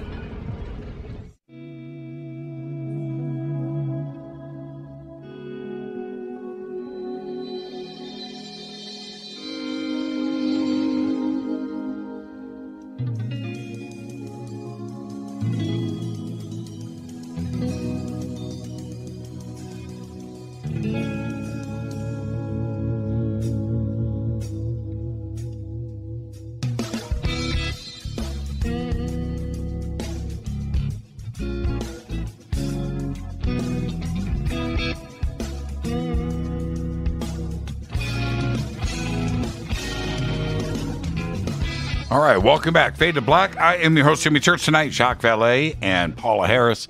More with Jacques and Paula in just a second. Right now, I have to talk to you about Virtual Shield VPN. You need your own VPN. You need your privacy. You need your security. And you want your location, like me, kept a secret. It's simple. Click on the link in the video description box below or visit virtualshield.com/fade to black.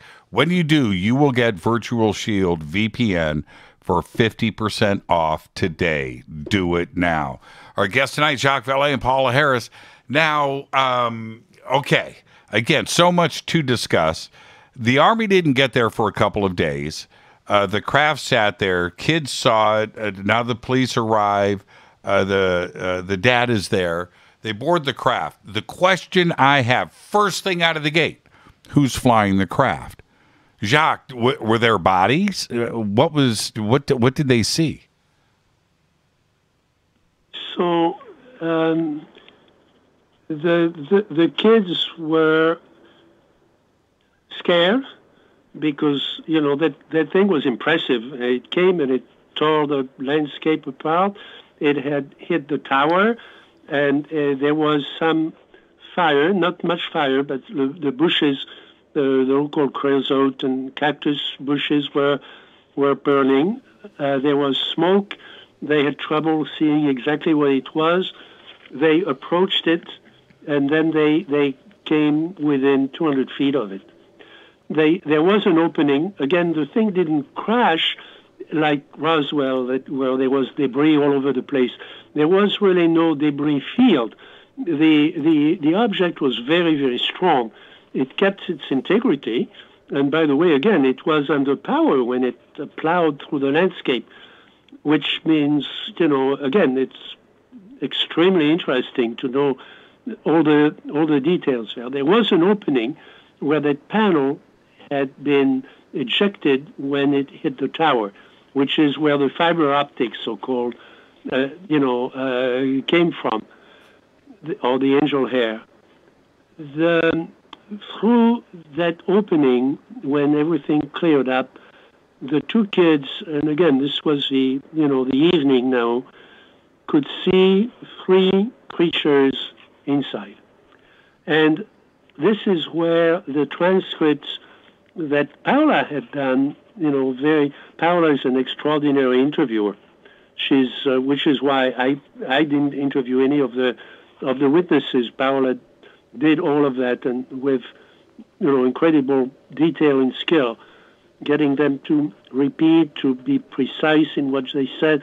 So we had all of that, and I worked on it to edit it, to make it readable, but also to look at contradictions, to look at tenses and there are some times when the witnesses obviously are brought back intensely to that time when they were, 9 and 7, and they relive it. And when they relive it, they go from the past to the present tense. They say, oh, I saw that, and, I got my horse, and I went there, and I see this, and they do this, and they move this way, and they looked at us, and they, so you have these changes of tense that are very, very interesting along the way, where they are, again, it comes back vividly to their, to their brain. And so we were able to go step by step through that. They change. Sometimes they say the men inside. Sometimes they say the creatures. And it's not clear. So we spent a lot of time trying to pin, especially Mr. Padilla, to pin him down on exactly, were they humanoids? They were short. They were the size of the kids. They were, about 3 feet tall. Paula, let me jump in, Jacques. Let me shift over to Paula on this. Paula, 3 beings, and Jacques just said they looked at the kids. So were they still alive? Yes, they were. What had happened is the kids were pretty close. I mean, their eyes were burning because of the mesquite. And they used binoculars, and what Jose says was they were sashaying, which kind of means floating back and forth, and they were making sounds. Sounds, he said, high-pitched sounds like a baby crying, or he said a rabbit when you shoot it. He said, and he thought, Jose said, and I thought they were hurt, and he said, I wanted to go in and help them. And then he said, today he says, well, if I'd gone in there, you probably wouldn't be talking to me today. He said, but he really wanted to go and help them. But then Remy, who was 6 years old, started to cry, and he was crying, and he wanted to go home. So they were there for a long time. I don't know. In the book, it's more precise, but over an hour. And they were looking at each other. And what's interesting is that when I went to interview Remy, he said that in his head he got a vision of people falling out of skyscrapers. And you got to understand, at 6 years old, he never saw a skyscraper. He didn't even know what a skyscraper was. And Remy's testimony, thank God I got it. And I'm going to add something because this is part of my life. The only people that were able to film Remy were people that I sent from Swiss television in high definition. They had gone there and they filmed him, and I had to go all the way to Switzerland, go past George Clooney's house on Lake Como in a train to retrieve that film footage so that we would have an accurate representation of what he said. And this is part of my job, jumping on a train from Italy to Switzerland, getting the footage, coming back. So we have not only the testimony, we have film footage of these children because we don't want to lose any more. We don't want to lose any more testimony here. And yes, there were creatures in Jose's, in Remy's case, who had given him like a visual picture. Now, so when they went back with the police and the father and boarded the craft, were the creatures there? Did the father also see them? No, there was nothing there. Okay, so no, there was nobody. There were no dead bodies or anything. It was a moment in time. It was a moment in time when the children looked at the creatures and the creatures looked at the children. And Jose to this day will tell you that the high-pitched sound, he thought they were hurt. He interpreted it as they were hurt, and he wanted to go help them. Right. Okay. So just for clarification, only the children saw the creatures from the craft. The adults, the police and the father, when they got there, the creatures were gone? Were gone. Yes, they were gone. And, of course, we don't know. We don't know all the details of that. I have no idea. But the fact that these two children did see beings, and I have no idea, and Jacques and I don't want to even surmise what that's about, is very important to the case. Well, it is. And, the other part about this, Paula, is when the Army gets there a few days later, they didn't retrieve any bodies. Nope. They just retrieved the craft. Yeah, as far as we know, yeah. Well, the bodies weren't bodies; they were alive. So yeah. they didn't really leave any. They didn't. So we have no idea what all happened in between time. And the same boys that were working on the Manhattan Project, the same boys that were in the Owl Bar and Cafe, were assigned to the retrieval. So when the boys were watching this, they saw these young guys playing country western music from their Jeep radios, trying to pick up debris. Because there hadn't been anything. I think there hadn't been anything before that. Now, Jacques, am I to understand that 3 alien beings were walking in New Mexico, right? So we don't know how alien they were because they sometimes, again, the kids talk about them as men, right? Little men. They sort of identify with them. Remember, we have to be careful because there is a psychic component here, and I know it's a loaded word for your audience, but we have to include the psychic impressions, the images that come into the mind of the kids. The fact that what the kids describe makes no sense. They lost their sense of time. They think they've been there, watching this, and they describe it to us. But an hour and a half has passed. Can you imagine keeping a 9-year-old and a 7-year-old quiet for an hour and a half, looking through binoculars? What else was going on? And they describe when you ask Jose, there was clearly a feeling on his part that there was transmission of something. There was communication at a subliminal or at a psychic level with him. He felt, he felt anxious. He felt scared. He felt their fear, and they were distraught. They seemed to be hurt, although they were able to move around. They didn't move around by walking. They sort of translated themselves, across that opening, sort of randomly. There are lots of things that we need to continue to probe.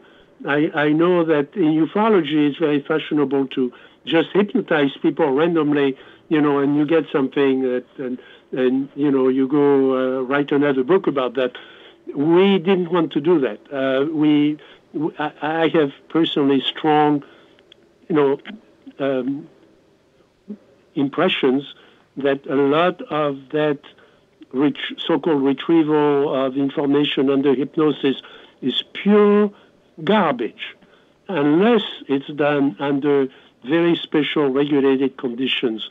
But you don't do that to an 85-year-old man who is going to be in trauma if you bring him under that kind of condition. So, but there are other ways that we can help recall that information and then, again, put it in the perspective of other cases like that.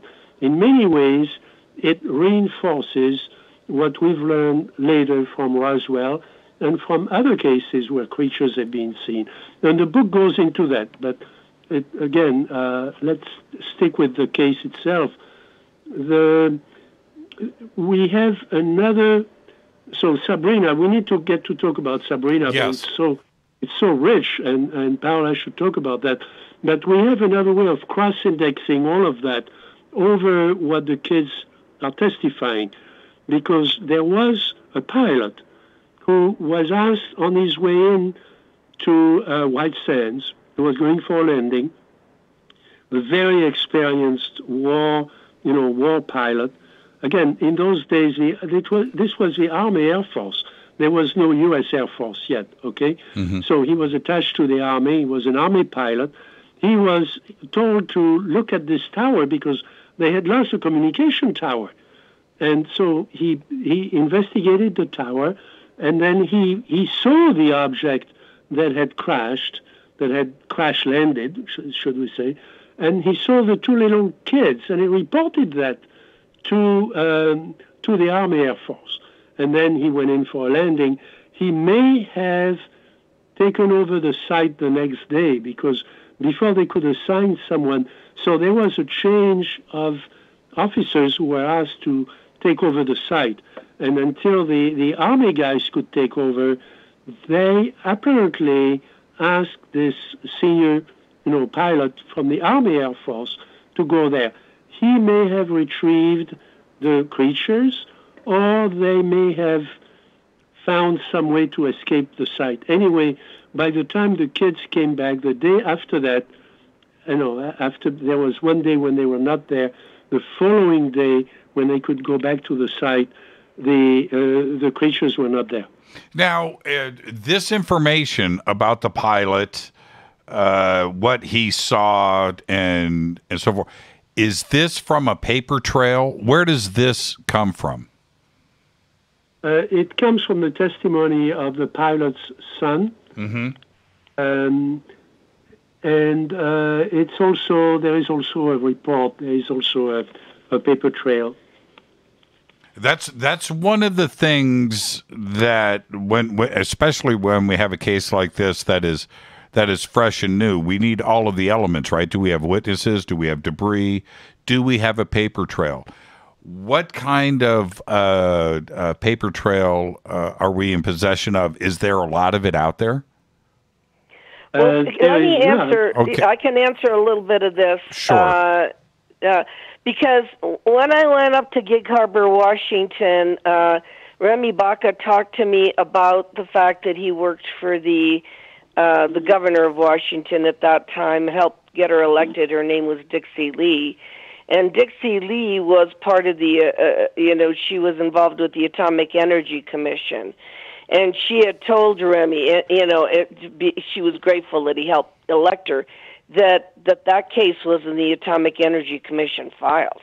So what I'm thinking, and he said, she actually told me this. So then we get confused because we think that all the crashes went to the Air Force files, and that Blue Book and all those files have all of the information. But we didn't realize that it could be that there are files, and Jacques and I talked about this, because it was, the atom bomb, and it was top secret, And I'm sure that if those, young guys that were cleaning it up are going to the Owl Bar and Cafe in Oppenheimer, and the scientists were lodged in those little cabins behind the Owl Bar and Cafe, you think they didn't know there was a crash? Of course they did, and they knew all about what had happened. And so I think that any of the paperwork would be probably around that, about the secrecy of around the atomic bomb. I mean, it was connected to that. And why the book is so amazing is that a third of the book, Jacques goes into details about the atmosphere, what was going on, who was there, and how the military reacted, because it was about the bomb. It was almost, if people read the book, they'll realize the correlation to the. These things weren't on vacation and they crashed, and whatever. I mean, this was some kind of reaction to a very important world event that was witnessed by two boys. And then I always tease Jacques. I say, Jacques, do you know that I think those beings knew we were going to write a book 76 years later? I think they knew we were going to write this book and about this, because there is a statement there. This isn't just, an ordinary crash. There's a statement 1 month later in 20 miles away. Now, the description of the craft, which we didn't get into, so let's talk about that for a second, I found very interesting. The words that I have seen, avocado shaped, is that an accurate description? It's a very accurate description, and it's a shape that it's almost like a response to some of the devices and some of the machinery that Oppenheimer and his team had been developing. The kids measured it. Remember, those kids were actually running a ranch for their father. So not only were they very good with binoculars, but they knew how to measure things. They knew how to account for things. The object was about between 20 and 30 feet long, and inside, when Mr. Padilla, who is still alive, went inside, he said the floor was flat, and the ceiling, the bent, the round ceiling, was about 13 feet above him. So you have, if you draw the shape, you end up with actually an avocado. Is a very good description. But there was, under the floor, there was another 3 feet or so of space where we don't know what was there. There was no opening, because remember, when the Army took it out, they took it out on the side because it was too tall to go under the overpass on the expressway.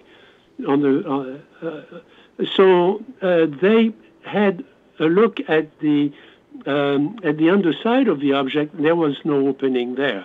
There was some structures, but there was no opening. There was no jet. There was no turbine. There was no propeller. There was none of that. So whatever machinery would have been contained, in those 3 feet under the floor. And obviously that's one of the things that, we have to think about in terms of physics. There was a small bubble on top, a glass or, transparent bubble that was small, off-site, off-center, on the back, what they considered the back of the object. Now, that's very interesting because you'll see in the book when we look for patterns, there is no flying saucer in the book. There is no disc. There is no flying saucer.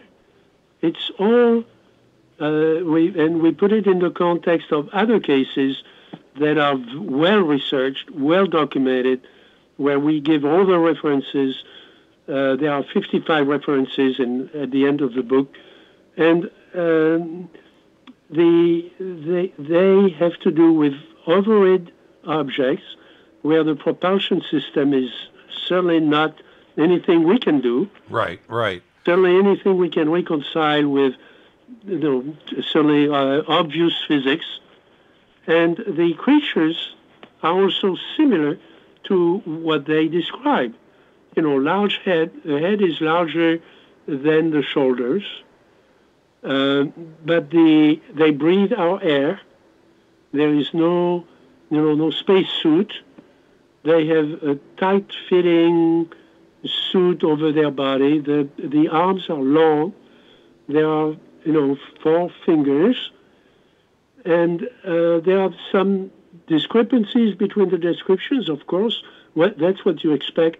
But they fit a pattern that we've gotten to know, in other cases that are impeccable and impeccably researched, that we put side by side with this case. So we have really fascinating pattern. Yeah, Jacques, let me jump in before the break here.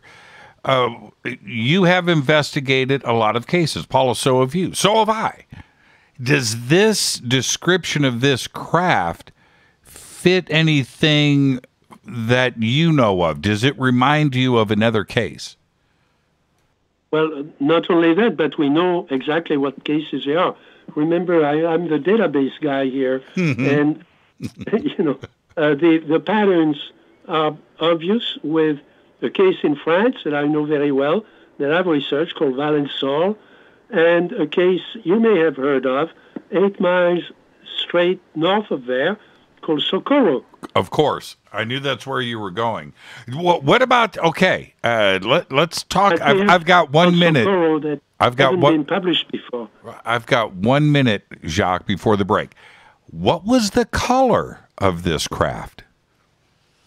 It was sort of a dark gray. Were there any symbols? No. No symbols, no markings. No. But the shape of the craft, of course, the location, right? Socorro's right there. The Socorro description I've always found interesting, egg-shaped. This craft is avocado-shaped, but depending on memories or things, the shape is similar. It's not a saucer. It's not a disc, no. Right. Paolo, do you find that interesting? It's very interesting because for many reasons, people have to read the book to see the designs because it does correlate to the Trinity situation with the atomic bomb. And the correlation between the timing, what happened, who were the witnesses, I'm going to say it again. I think there's a direct message there. Let's take our break. I know that Paul go ahead. Is listening. He told me he would listen to the show, and we went to the site together. He has met both Sabrina and Jose, Mr. Padilla, and we went to Socorro together. The Lonnie Zamora had described an object. We know the weight. Well, the weight in Socorro was 8 tons. The estimated weight that the best I could come up with for the object in San Antonio, the Padilla object, was 3 to 5 tons, and then in Valensole, the object was about 13 feet. It was a smaller craft, but the shapes were the same. Essentially, an oval object, egg-shaped. I just wanted to. I've got to take a break, but I just want to let you guys know. Paul Hynek just texted me and said this show has met his approval. I'm just letting you guys know. Let's take our break. Let's take our break right here. This is Fade to Black. I am your host, Jimmy Church. Our guest tonight, Jacques Vallée and Paola Harris. Of course, we are discussing their new book, Trinity, The Best Kept Secret. I'm your host, Jimmy Church. This is Fade to Black. Stay with us. We'll be right back with more.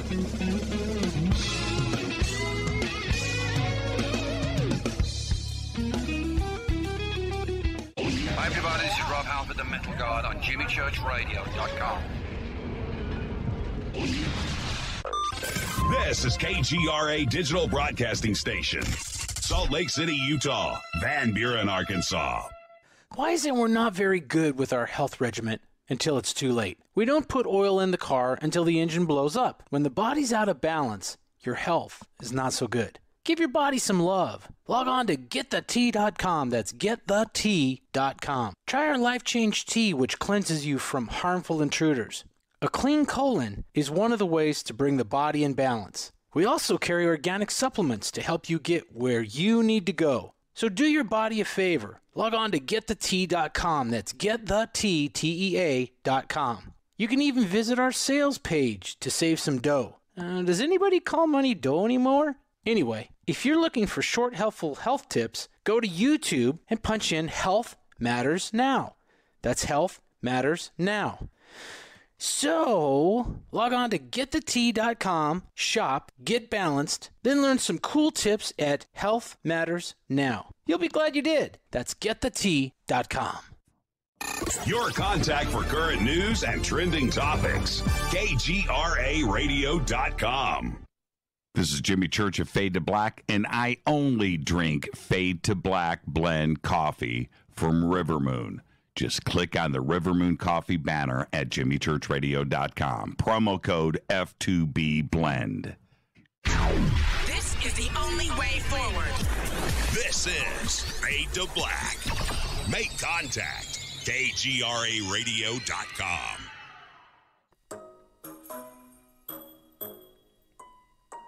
When you're in the house for longer periods of time, you can see them flying or running across the floor. Ooh, yuck. They're unhealthy, gross, and disgusting. Bugs. I loathe bugs. We keep a clean home, but occasionally bugs show up. Well, I found something that is tougher than bugs. Orange Guard. On contact, it kills hidden bugs, including ants, roaches, and fleas. Plus, Orange Guard is a residual repellent. All of the ingredients of Orange Guard are on the FDA generally recognized as safe list. Orange Guard may be used around food, humans, and pets. It comes with a 30-day money-back guarantee. Orange Guard, available at orangeguard.com, Whole Foods, and Ace Hardware. Gold loves chaos, uncertainty, and disarray. History shows us what gold does when people aren't sure about the government, the stock market, their jobs, or their retirement savings. Our national debt is skyrocketing. Gold and other precious metals are a defense measure against inflation and a stock market that might take years to recover. So what can you do right now to protect yourself? Call United Gold Group. We offer gold and other precious metals delivered securely within 72 hours. Are you worried about the stock market? We can also help you set up a real gold or silver IRA or a 401k. Safe and secure. United Gold Group makes gold ownership affordable. Call now and get up to $2,500 in free gold or silver with a qualified IRA. Call 800-753-8534. That's 800-753-8534 or visit UnitedGoldGroup.com.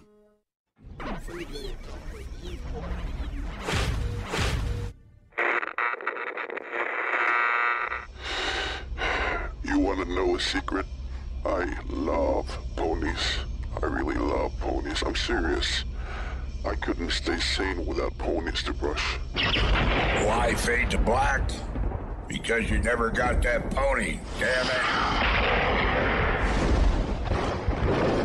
This is Fade to Black with Jimmy Church on the Game Changer Radio Network and KGRA, the Global Radio Alliance.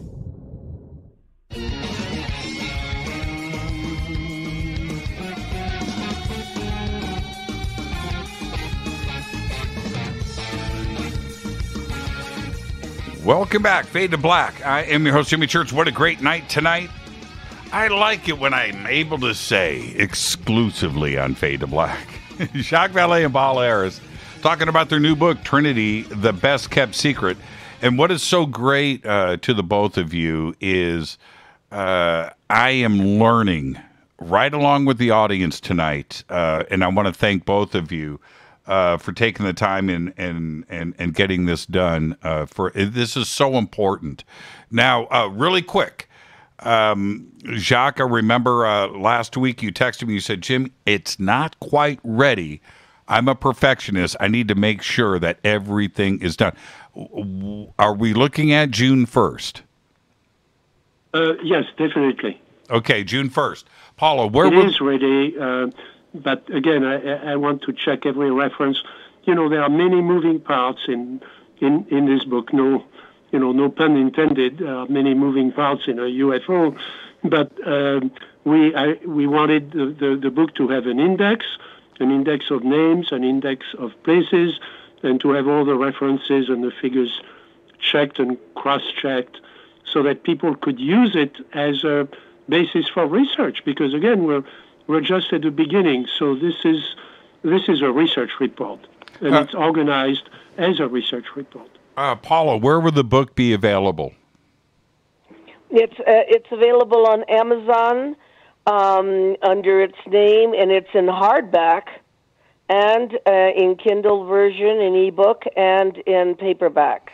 This is exciting, and there is, when we talk about something that was 2 years before Roswell, and just when you think that, everything has been researched and done, here we have a crash retrieval from 1945. There should be a lot of evidence out there from the government side, but I wanted to ask you, Jacques, quite directly. You said to me a few years ago on the show, I asked you about crash retrievals, and you said to me then, "Jimmy, there has been crash retrievals. That's a fact." And a lot of people went back and said, "Did you hear what Jacques just said?" Right? It was a moment in time on this show. But when you said that to me back then, Jacques, was this one of the retrievals that you were talking about? Yes, definitely. And people have criticized me, and they were right, and I will always acknowledge it, for neglecting crashes. And, but, Roswell, yes, Roswell, in the light of the other stories, Roswell is very important. Mm-hmm. And it's very important that the reason people didn't pay attention to this case, to the Padilla case, is that Roswell was also in New Mexico. It seemed to have a lot more information. Well, it had more information because the witnesses were talking. In our case, the witnesses did not want to talk. They didn't want to reveal what they had seen. They didn't want to, and they went their own way. And in fact, they sort of forgot about the case. They never forgot it completely, but they were brought back together by a genealogy search, and they remembered that they had been in school together and so on, and then they reconnected, and then they started talking about the case. But this was 60 or 65 years later. And that's what's so unique about it, that the information is pristine. It's not, saturated with all the media and all the other speculation. Mm-hmm, mm-hmm. Yeah, so that's important. Yeah, it's a very important part about this. And then we have everything else, Paula, which is what is going on right now. The UAP Task Force, we have the Senate Intelligence Committee, we have Marco Rubio, we've got the United States Navy involved in all of this, but that is from a pure military perspective, from one source of information. Here, with everything else that is going on right now in the UFO world, we have this bright, shiny new case and this book. Isn't this something that should have interest with not only the public, but with the Senate Intelligence Committee about crash retrievals and what the Department of Defense may know? Well, Jacques should answer that question because Jacques, why don't you go ahead and answer that? So we see the book. I mean, obviously, there is another level. I mean, whoever or whatever was guiding, this object, why would it crash? It obviously has exquisite technology that we cannot approximate. Some of the things that Sabrina has described in terms of those fibers and other things, we cannot completely understand today. That's why it's so interesting. That the question is, was it a gift? Was it a message? Again, this comes out of the sky and it crashes essentially on military land, 20 miles from where the first atomic bomb has exploded, as if it was a response, as if it was a message. Again, I'm looking at it as, I've worked with the architects of the Internet. I know how messages are transmitted. I know how images are transmitted. I know how you can create sort of a new culture around a network that doesn't exist in any other way. Here we have a network of cases that seem to, and remember, nobody has ever used atom bombs in conflict. The book goes into, at the end, what the scientists were talking about and what they were going to do when they were disbanded from Holloman and from Ground Zero, and how they thought about their contribution, having built this horrible weapon, and thinking about how it would. Some of them just left. Left science, gave up, said they never wanted to. That this was a worse sin you could have committed that they did. Others thought that there were guidelines that could be put around it, and Enrico Fermi was in the middle of that with his own thoughts about it, and that's what I discovered as well as reading those books and reading the book of his wife. Was this Italian, very intelligent, woman who wasn't read into the secrets, but she lived with Enrico, throughout his life, and she describes what the atmosphere was at Los Alamos and what the atmosphere was at the site, and then this thing happens right in the middle of it, as if it was a gift. Now, why haven't the other part of the secret is that, people say, the people with top secret clearances, they should have known about that, and how come nothing has... Well, there are 3 different levels of secrets in the United States. There are secrets that go to the president, but there are 2 other types of secrets that don't go to the president. There are the foreign intelligence secrets are handled in a separate systematic classification system, and then there are the nuclear secrets that go to the head of the atomic energy realm and the Secretary of Energy. And Paola mentioned, that memo that Remy Baca had seen. That memo came from the energy side of the house. They have their own type of secrets that are the P and Q and R classification systems that most of the people in the CIA wouldn't have, most of the people in the Defense Department wouldn't have, unless they had a need to know about the nuclear secrets. And we think that's where the object was taken. And that's why it was covered by an entirely different system of clearances that certainly the people who were, around Mr. Bigelow, the people who worked on BASH, the people who worked on ATIP would not have had access to those clearances unless they were very, very, very special need to know.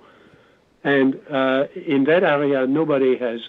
People are speculating all the time around the web, and that's fine.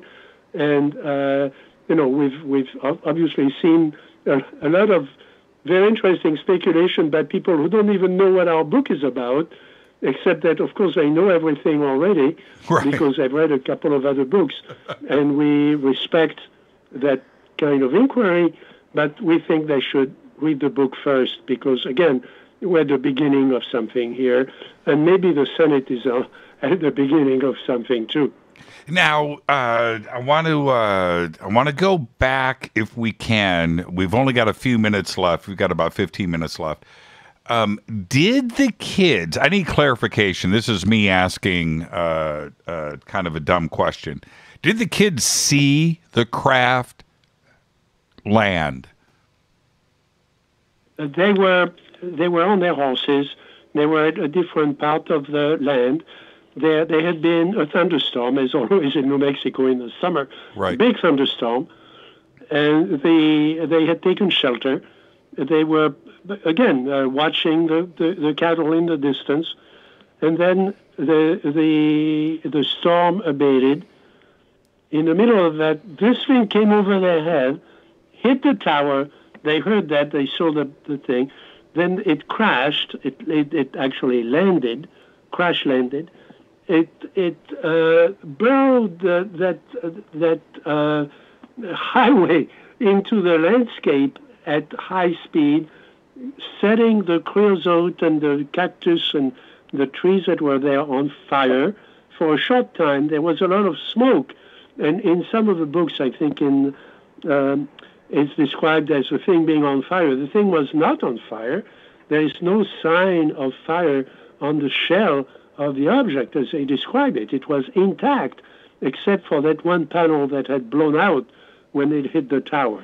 Now, and the kids, they were disturbed by all the smoke, but when the smoke cleared and the fire stopped, they got on their horses and they went there to see if they could help. They thought it was some sort of airplane that had crashed, and they were the first on the scene. They knew when you're first on the scene, you have to help. Paula, in your interviews with them, did they describe any noise? Did as it passed overhead, what did they hear? Well, it took a part of the radio tower. They saw that and they heard that, but they didn't hear any noise. No, but they saw the smoke and they knew that where it landed. So. A lot of what they did was what curious little boys do. Because Jose even said to me, he said, they couldn't have kept me from going inside. He said, they couldn't have kept us from looking over the arroyo every day, because the father had told them, be careful. And the boys just snuck there and watched this whole thing. They were mischievous little boys. So, they described perfectly. There was no sound. They didn't know what it was.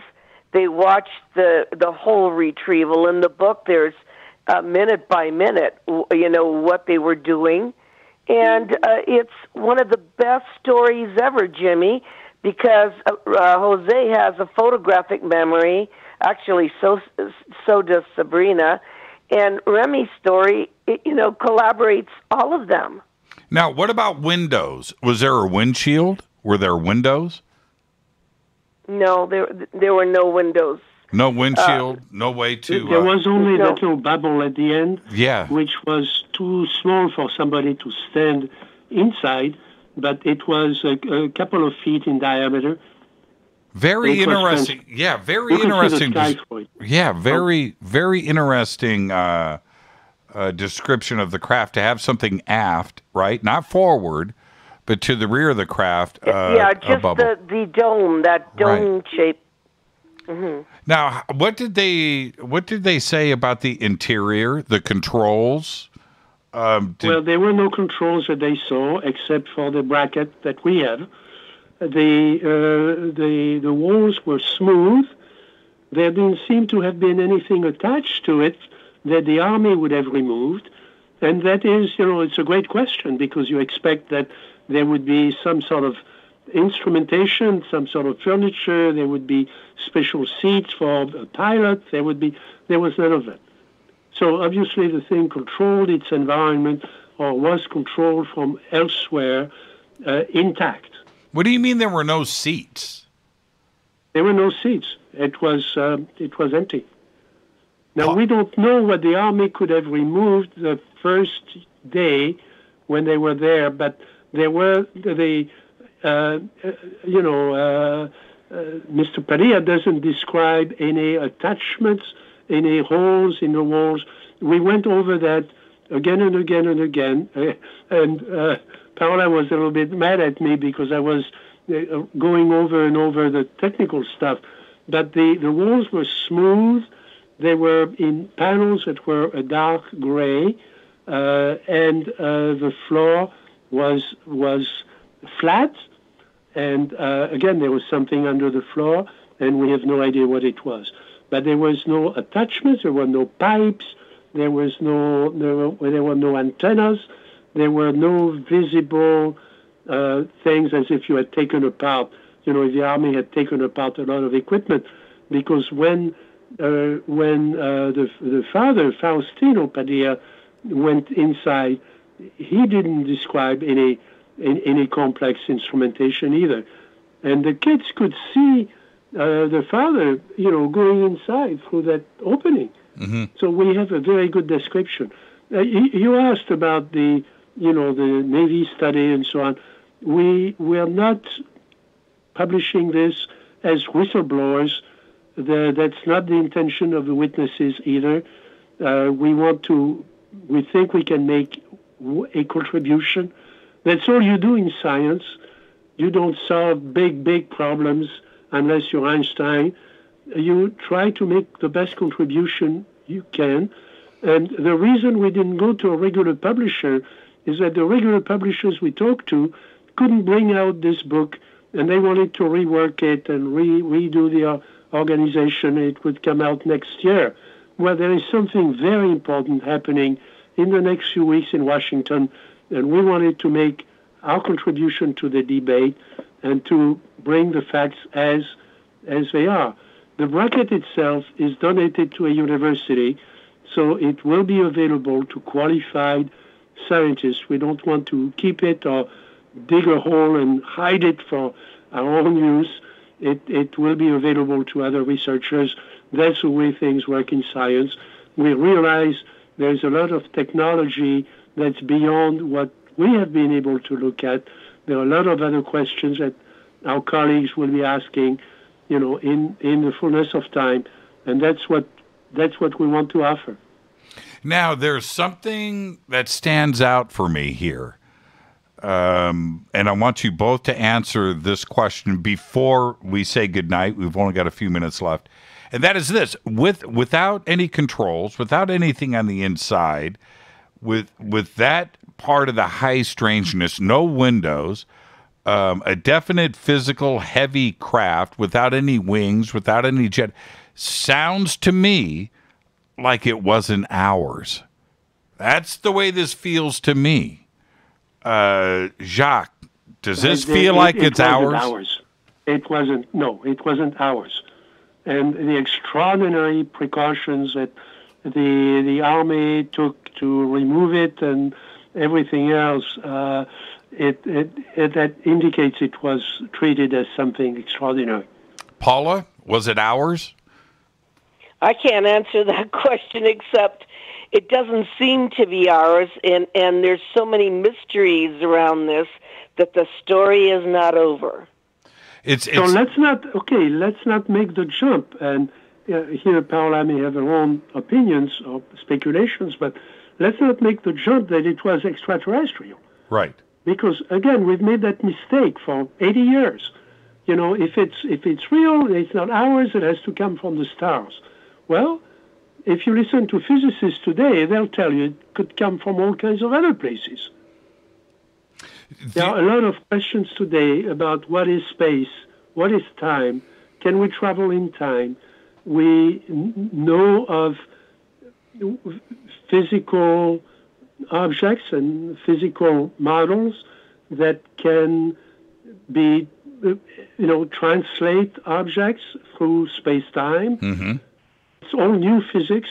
It's physics that isn't regularly taught even at the university, bachelor or level or master level in physics. But when you really get into the advanced physics, when I listen to my colleagues who are working in those areas, there are a lot of other things that this thing could have been, other types of propulsion this thing could have been using without necessarily crossing the space from Alpha Centauri, like everybody says. We have to let go of that idea that it's necessarily ET. Okay, it could be something else. It might not have been designed by the creatures that were inside. They apparently were disposable. What kind of civilization does that? Okay, and so it raises at the next level where the ufologists have never gone. You know, at the next level, that's where the important questions are going to be, the strategic questions. Man. And I think the military and certainly the atomic energy people have been asking those questions. They have to. You've really got me thinking there. And Paula, when you hear, that's why Jacques is so smart right there. He makes you think, right? You have to go and ask these very difficult questions. If there weren't controls, if there weren't, were these three passengers, was it a test? I don't know. Was it something sent from the future? I don't know. And there's another piece to this. I've got to bring up Colonel Corso, Paula. That's when I said it's a mystery, because a lot of people in the future are going to ask Jacques and I black and white questions, and there, for my answers, there are not black and white answers. I can't, I don't know, and as a researcher, I'm not ashamed to say I don't know. I think what my job is not to make assumptions, but just to do the story, to get accurately the history of what these kids said, to get accurately when this happened. And that's been my job as an investigative journalist. I get in trouble if I even think about the conclusions. I mean, we still don't have answers, Jimmy. That's why this is also fascinating. For me, it's always going to be a mystery. It's awesome. Totally awesome. And thank you both for not only taking the time to do the research and to get this book out, but for sharing it with us and bringing it to the community. We're in a very strange time. We're in a very important time. And here we have this book. It is a gift. Thank you both. Thank you, Jimmy. Thanks for having us. Thanks, Jimmy. That's great. Yeah, thank you, Jacques. Jacques, I want you to behave now. Okay? I will. I want you to behave. Paula, thank you so much. And the three of us have got a lot of stuff that we're doing in the future. Thank you so much. Now go. And they'll see Jacques at Laughlin at my conference in November, because he's going to be our keynote speaker November 12th through 14th in Laughlin, Nevada. Wait a minute. I got bumped for Jacques Vallée? I thought I was keynote. I thought I was keynote. No, Jacques Vallée will be, Jacques and I will do the keynote in Laughlin, so people can ask him questions in person. Jacques, I can't wait to see you again, my friend, and same goes for you, Paula. You guys be safe and enjoy the rest of your evening. Thank you so much. Thank you. Thank you. That was unbelievable. What a great conversation, Jacques Vallée and Paula Harris. The book, of course, is Trinity, the Best Kept Secret. As soon as I get any other information, all of it will be out there on social media, and we'll have it over at jimmychurchradio.com. Thank you, Jacques. Thank you, Paula. This is Fade to Black. I'm going to take a quick break. I need a breath. That was amazing. I'll be right back. Stay with us.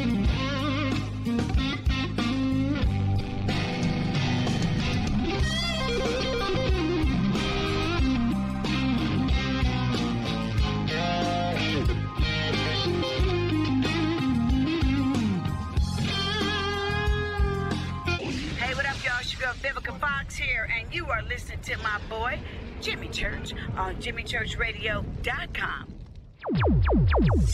Despite popular opinion, reading a book will not make you smarter. But listening to Jimmy Church will. This is Jimmy Church, and I'll be at the UFO MegaCon this June 6th through the 12th, 2021 in Laughlin, Nevada. The Laughlin UFO MegaCon is unique. It's 7 days of education and disclosure. It's unlike all other UFO conferences. The Laughlin UFO Mega Conference specializes in bringing you new people, offering new information and disclosure.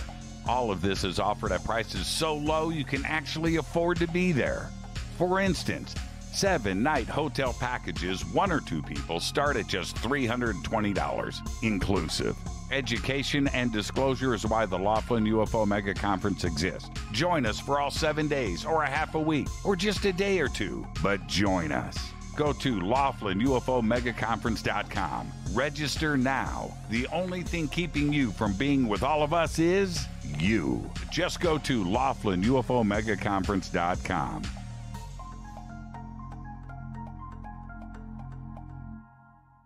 This is Jimmy Church of Fade to Black, and I take Life Change Tea supplements every single day. It's what I do.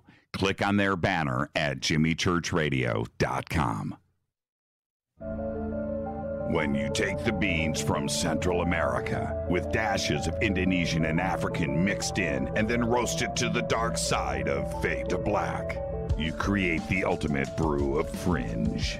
Introducing the Fade to Black blend from Rivermoon Coffee. Yes, Rivermoon's darkest customized roast was created for the love of Fade to Black. The alchemy of masterful roasting and smoking the beans is in every sip of this full-bodied, dark Java. I need my coffee dark, deep, with distinct bittersweet chocolate highlights, just like the bunker. Leaning further into the darkness of the roast is Fade to Black blend from Rivermoon Coffee. Just click on the banner at jimmychurchradio.com and use the promo code F2BBLEND for 15% off of your order today. This is Billy Carson with ForbiddenKnowledge.tv. Forbidden Knowledge TV has just reached its 1-year anniversary. That's right. 1 year. And as a show of appreciation, we are giving all new subscribers a free 30-day trial of ForbiddenKnowledge.tv. That's 30 days to binge watch thousands of movies, documentaries, conferences, workshops, lectures, yoga classes, meditation courses, and so much more. So log on to ForbiddenKnowledge.tv from your computer or mobile device, or get the Forbidden Knowledge TV app on Apple TV, Roku, Amazon, iTunes, or Google Play today, and use coupon code 30daysfree. That's coupon code 30 days free on ForbiddenKnowledge.tv today. Are you intrigued by Paranormal Talk Radio? You'll love the new Paranormal Radio app from TalkStream Live.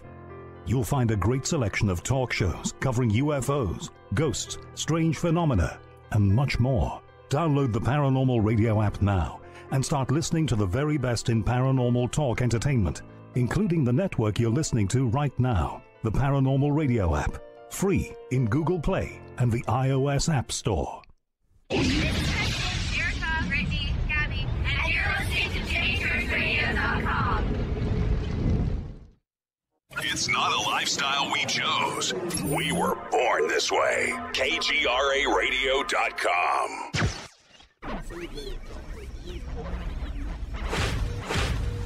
This is KJCR at JimmyChurchRadio.com.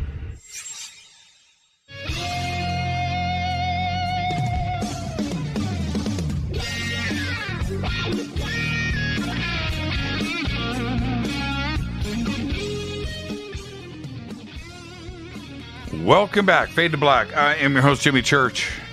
There you have it. Jacques Vallée, Paola Harris. The new book, Trinity, The Best Kept Secret. Now, I've just opened up the phone line, 747-228-2051. I know that I posted that the phone lines were open. They were not. They are now open. I went through, probably like most of you did, my computer, which I leave one computer on all night. I never shut it down. That's because of my email and all the filters that are on it. So my cell phone isn't full of spam, and so it always stays running. And this morning, I woke up, 747-228-2051. Woke up this morning, man, I've literally got, 300 spam emails, and I'm, oh no. So my computer shut down overnight and went through a software update. So anyway, did the show tonight and everything. I forgot everything was shut down, and so my phone system was not open. But now it's on. It's on 747-228-2051. And no Fader Night this week. Tonight is your night for Fader Night and calls. 747-228-2051. We've got one segment left in the show. So many things to take away from this conversation tonight. There are so many rumors that have been going around out there. I hope that we addressed not all of them, but most of them tonight. I had said last week, so I want to talk about a few of those, and you can certainly mention what you want in some phone calls. Is this? I had said last week, and which is very interesting as the rumors started.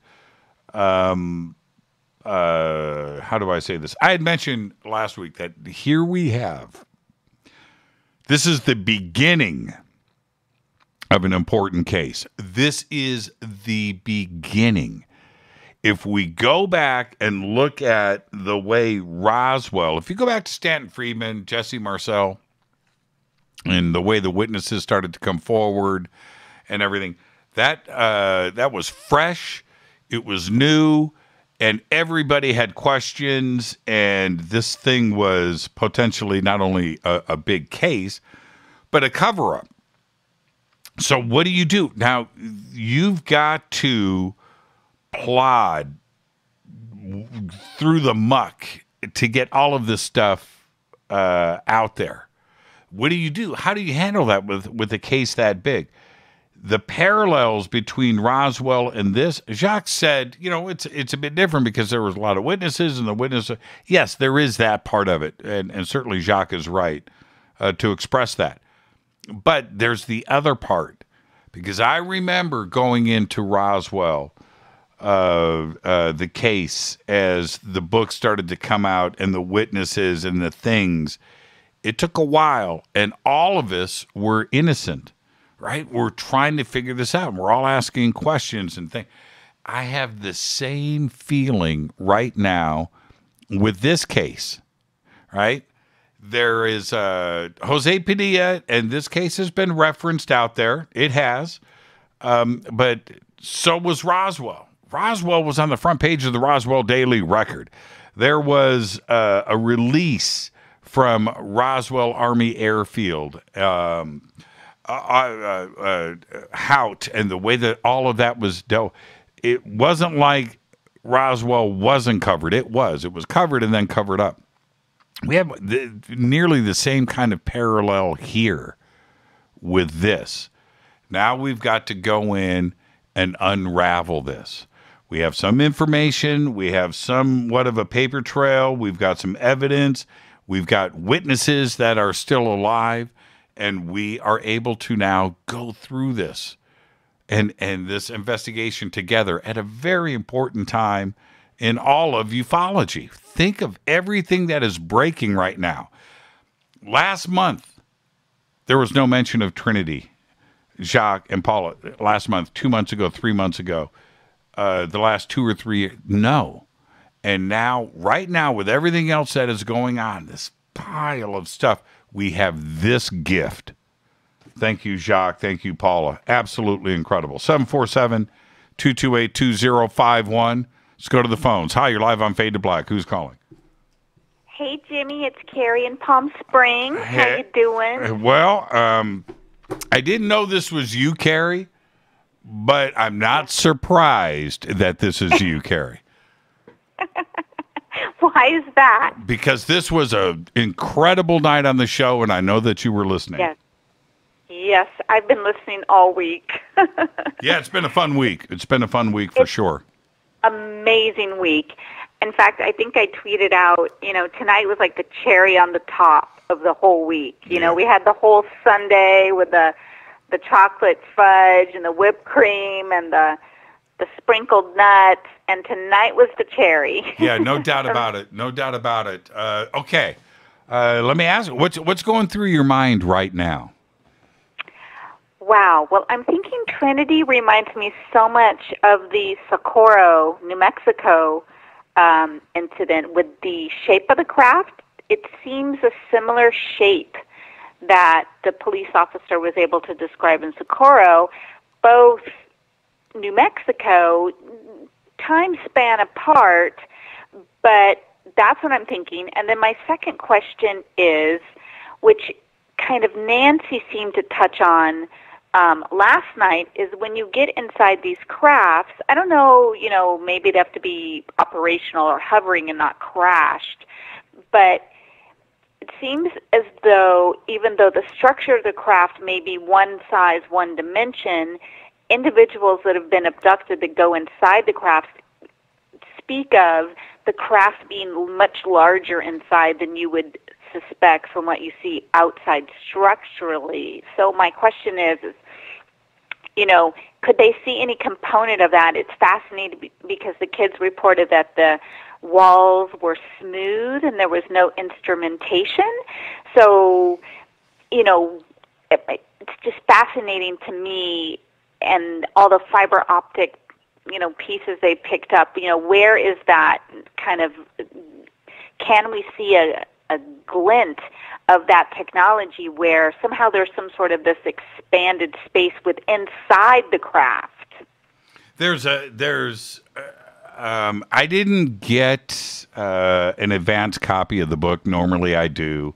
I'll have that in a day or two. Okay, so that's fine. I had to wait. I'm kind of glad that I didn't get it in advance because I wouldn't have been able to ask the questions tonight.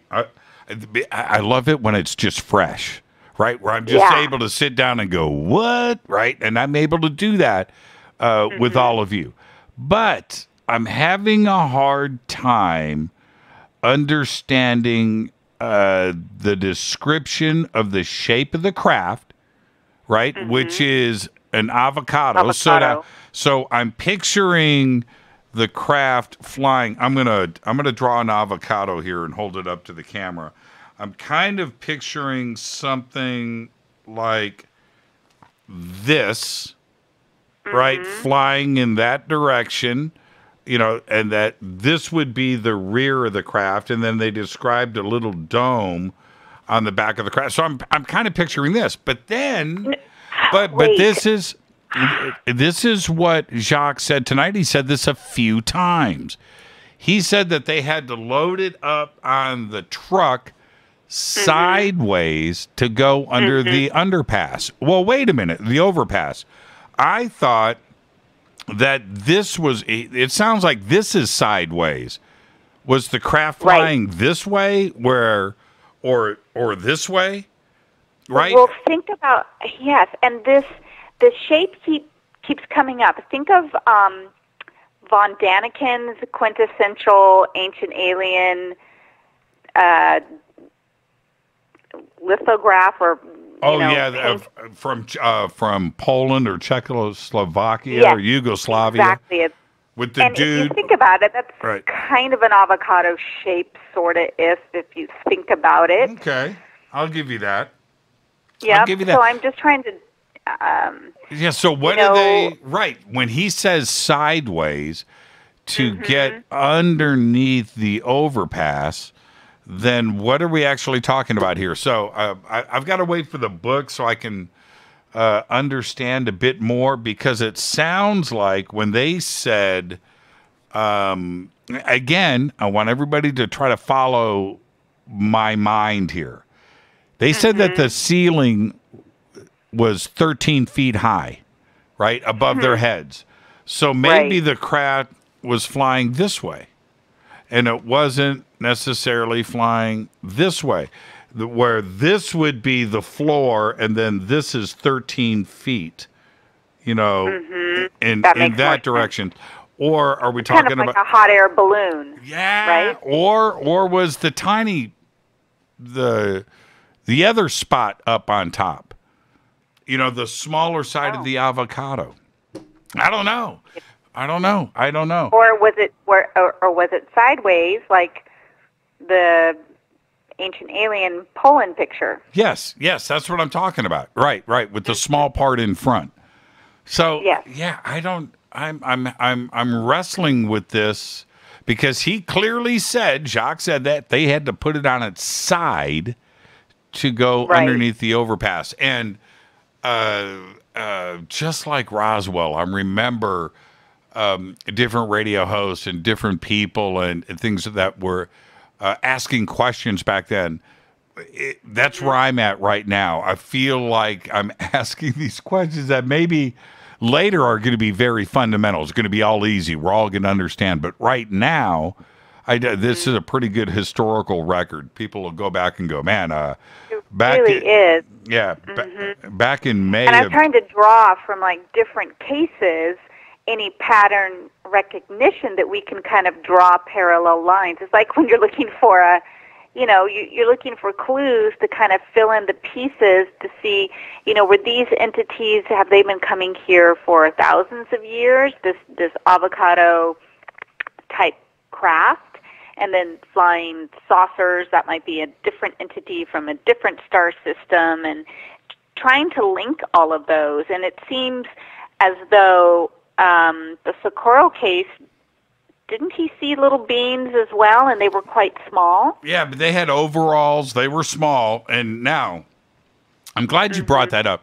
Man, I'm wondering if Paul Hynek is listening. Paul, if you're listening, call me right now. Call me and get on the show, 747-228-2051. Paul, let me look at Paul's number. I want to get Paul on the phone. And the reason why is... hang on, everybody. I should just text him. The Socorro case is actually one of my favorite cases. Paul, call me right now, 747-228-2051. Quit playing around. I want you on the show. I've got 10 minutes left. Come on, let's go. Okay, that's the actual text. I just Paul is awesome. I've got to hold on. Okay. Hey, Paul, hold on for a second. Let me put you on speaker. Paul, say hi to everybody. Hello. Yeah. Hey, Paul, you were supposed to call the show, not my cell phone, but I've got you on speaker. Okay. The references, everybody, this is Paul Hynek, and taking the time off from a crazy night. Hey, Paul, we've got a three-way going. This is fun. Yes. Paul, the references to Socorro and this case are pretty glaring. Your dad got the phone call, jetted out. He was there on the scene right away. But there were three legs, right? There was with Socorro, there were three legs and the craft landed. Was there anything in this case? Because you did go to New Mexico, by the way, with Jacques and Paola on this investigation. Were there any reports from the kids about landing gear? That's a really good question. I don't know. But, as you mentioned in the show, and as Jacques mentioned, it's very close to Socorro. And Jacques and I did go there. And there are just so many similarities. And as Paola said in the book, Jacques does such a masterful job in taking this case that Paola had investigated so extensively and really weaving it into the tapestry of the other cases in New Mexico and the whole nuclear developments in the 40s. The other part about this, help me understand. Jacques describes the kids, the witnesses, said that they put the craft on its side on the flatbed to get it underneath the overpass. It's been described as an avocado. What was the top of the craft? Was the top of the craft the small part of the avocado, like if you put an avocado on its end and stood it up on a table, is that how it flew? The orientation. I don't know how it would fly. You know, you see a ship like that, it doesn't really look that aerodynamic, right? You know, we've seen reports of these ships that sort of fly sideways as opposed to like a saucer being horizontal. It's more vertical. Right. And you know, there were other reports of things seen in the sky close to here that sort of establish a trajectory, but I don't know exactly how this object would have flown in the sky. Yeah, it's very strange. So for it to go underneath the overpass, it was lying on its side, which means it was vertical in its orientation and not horizontal, right? If you look at an avocado from the side, that being horizontal, and then if you tipped it up on its end, then that would be vertical, right? And so that would give you the 13-foot ceiling, I guess, from the inside. Yeah, very strange. What do you think about this, Paul, as you've been a part of this, you know, from in the first person? Pretty exciting.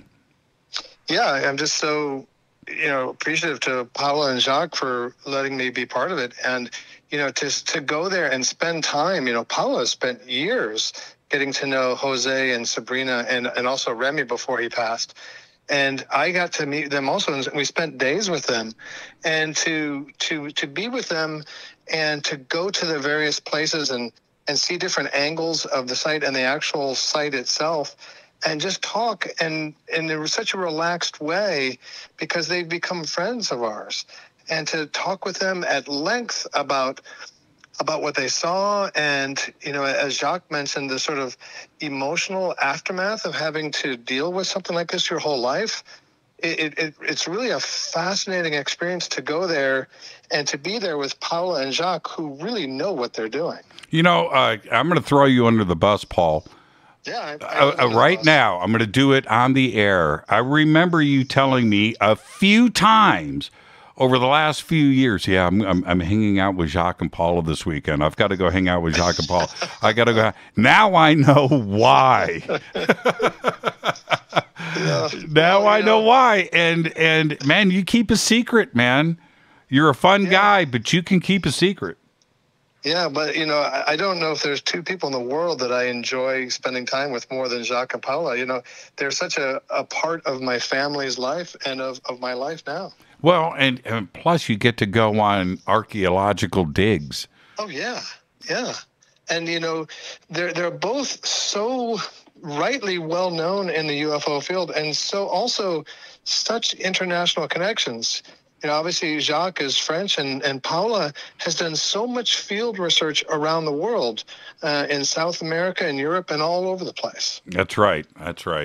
Hey, she's a true field researcher, one of the few that actually gets out there all the time in the field. Thank you for texting me tonight, and thank you for responding to my text, and thank you for hanging out. Sure. You know, I'm a big fan of your show, and when you have folks like Jacques and Paola there, of course I'll be there. You're the best, Paul, man. Thank you so much. You're like the coolest person I know. Thank you so much, my friend. All right. Good night. Good night. Paul Hynek. There you that go. That was cool. Yeah, Carrie. That was so cool. And, you know, and I just want to say this to everybody. It seemed like everybody that I knew was involved in this, but nobody was talking. The more that I think about it, you were really on to something. Man, I'm getting a little more angry, actually. It's so funny. Oh, man. Yeah, now, so Carrie, when you hear... one of the things that Paula said tonight was, I think, one of the most important parts is that it's a collaboration. It's a collaboration. It's a partner. And you are working with somebody else, and they are going to look at things that you're never going to think about. And you are going to look at things and think about that they would not consider. And that's how you get things done. I thought that was a pretty important point, didn't you? Absolutely. And, you know, Nancy kind of echoed that last night, and she ended the show with such the most beautiful statement that it really is all about love, and that was the message she was giving to us, or it felt as though she was prompted to give. But earlier in your interview with her, she talked about how at first, parts of the community were accepting, not others, and I think both of you kind of touched on the collaboration is so important, and that is how we fill in these pieces of, you have a piece, I have a piece, Navy pilots have a piece. That's why I think it's so important if, this moves forward and we really get serious about some sort of, governmental investigation, that civilians and part of our community need to be a part of that. I've said that from the very beginning because we have sightings.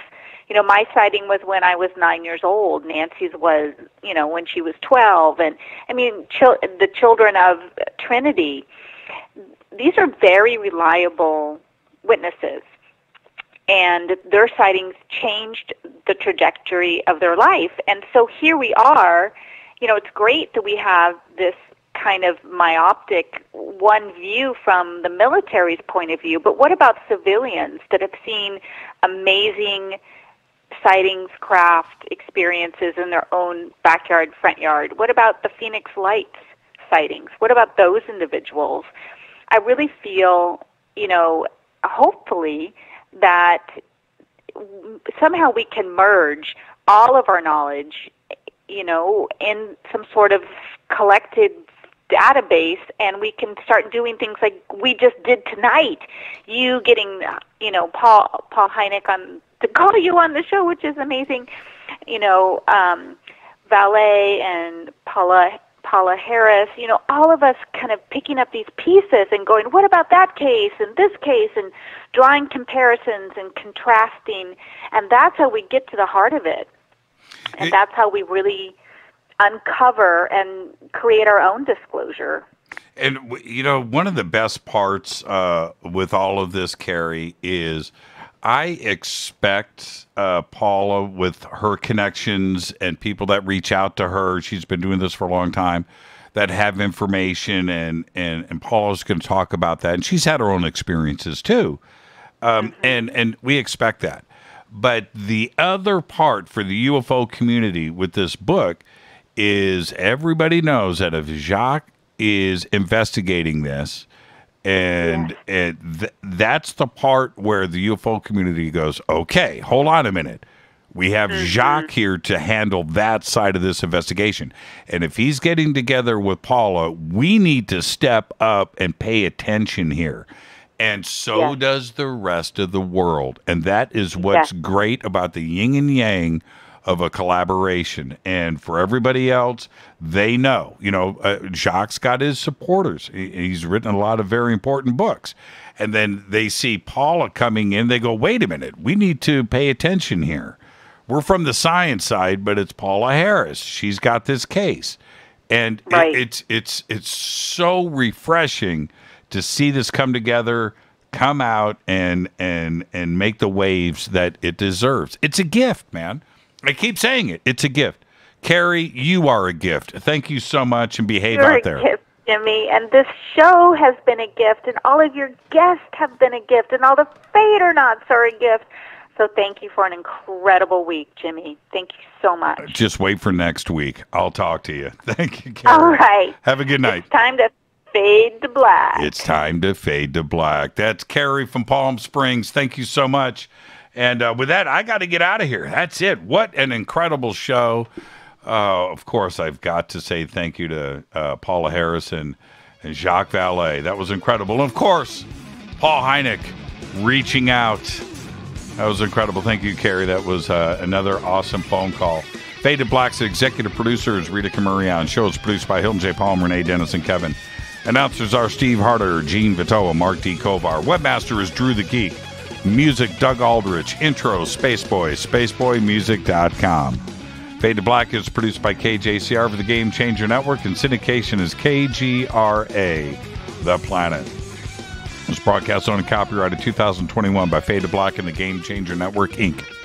They cannot be rebroadcast, downloaded, copied, or used anywhere in the known universe without written permission from Fade to Black or the Game Changer Network. I'm your host, Jimmy Church. Everybody have a great, safe, fun, amazing weekend. I'm going to, but I'll see you on Monday. Until then, it's time to fade to black.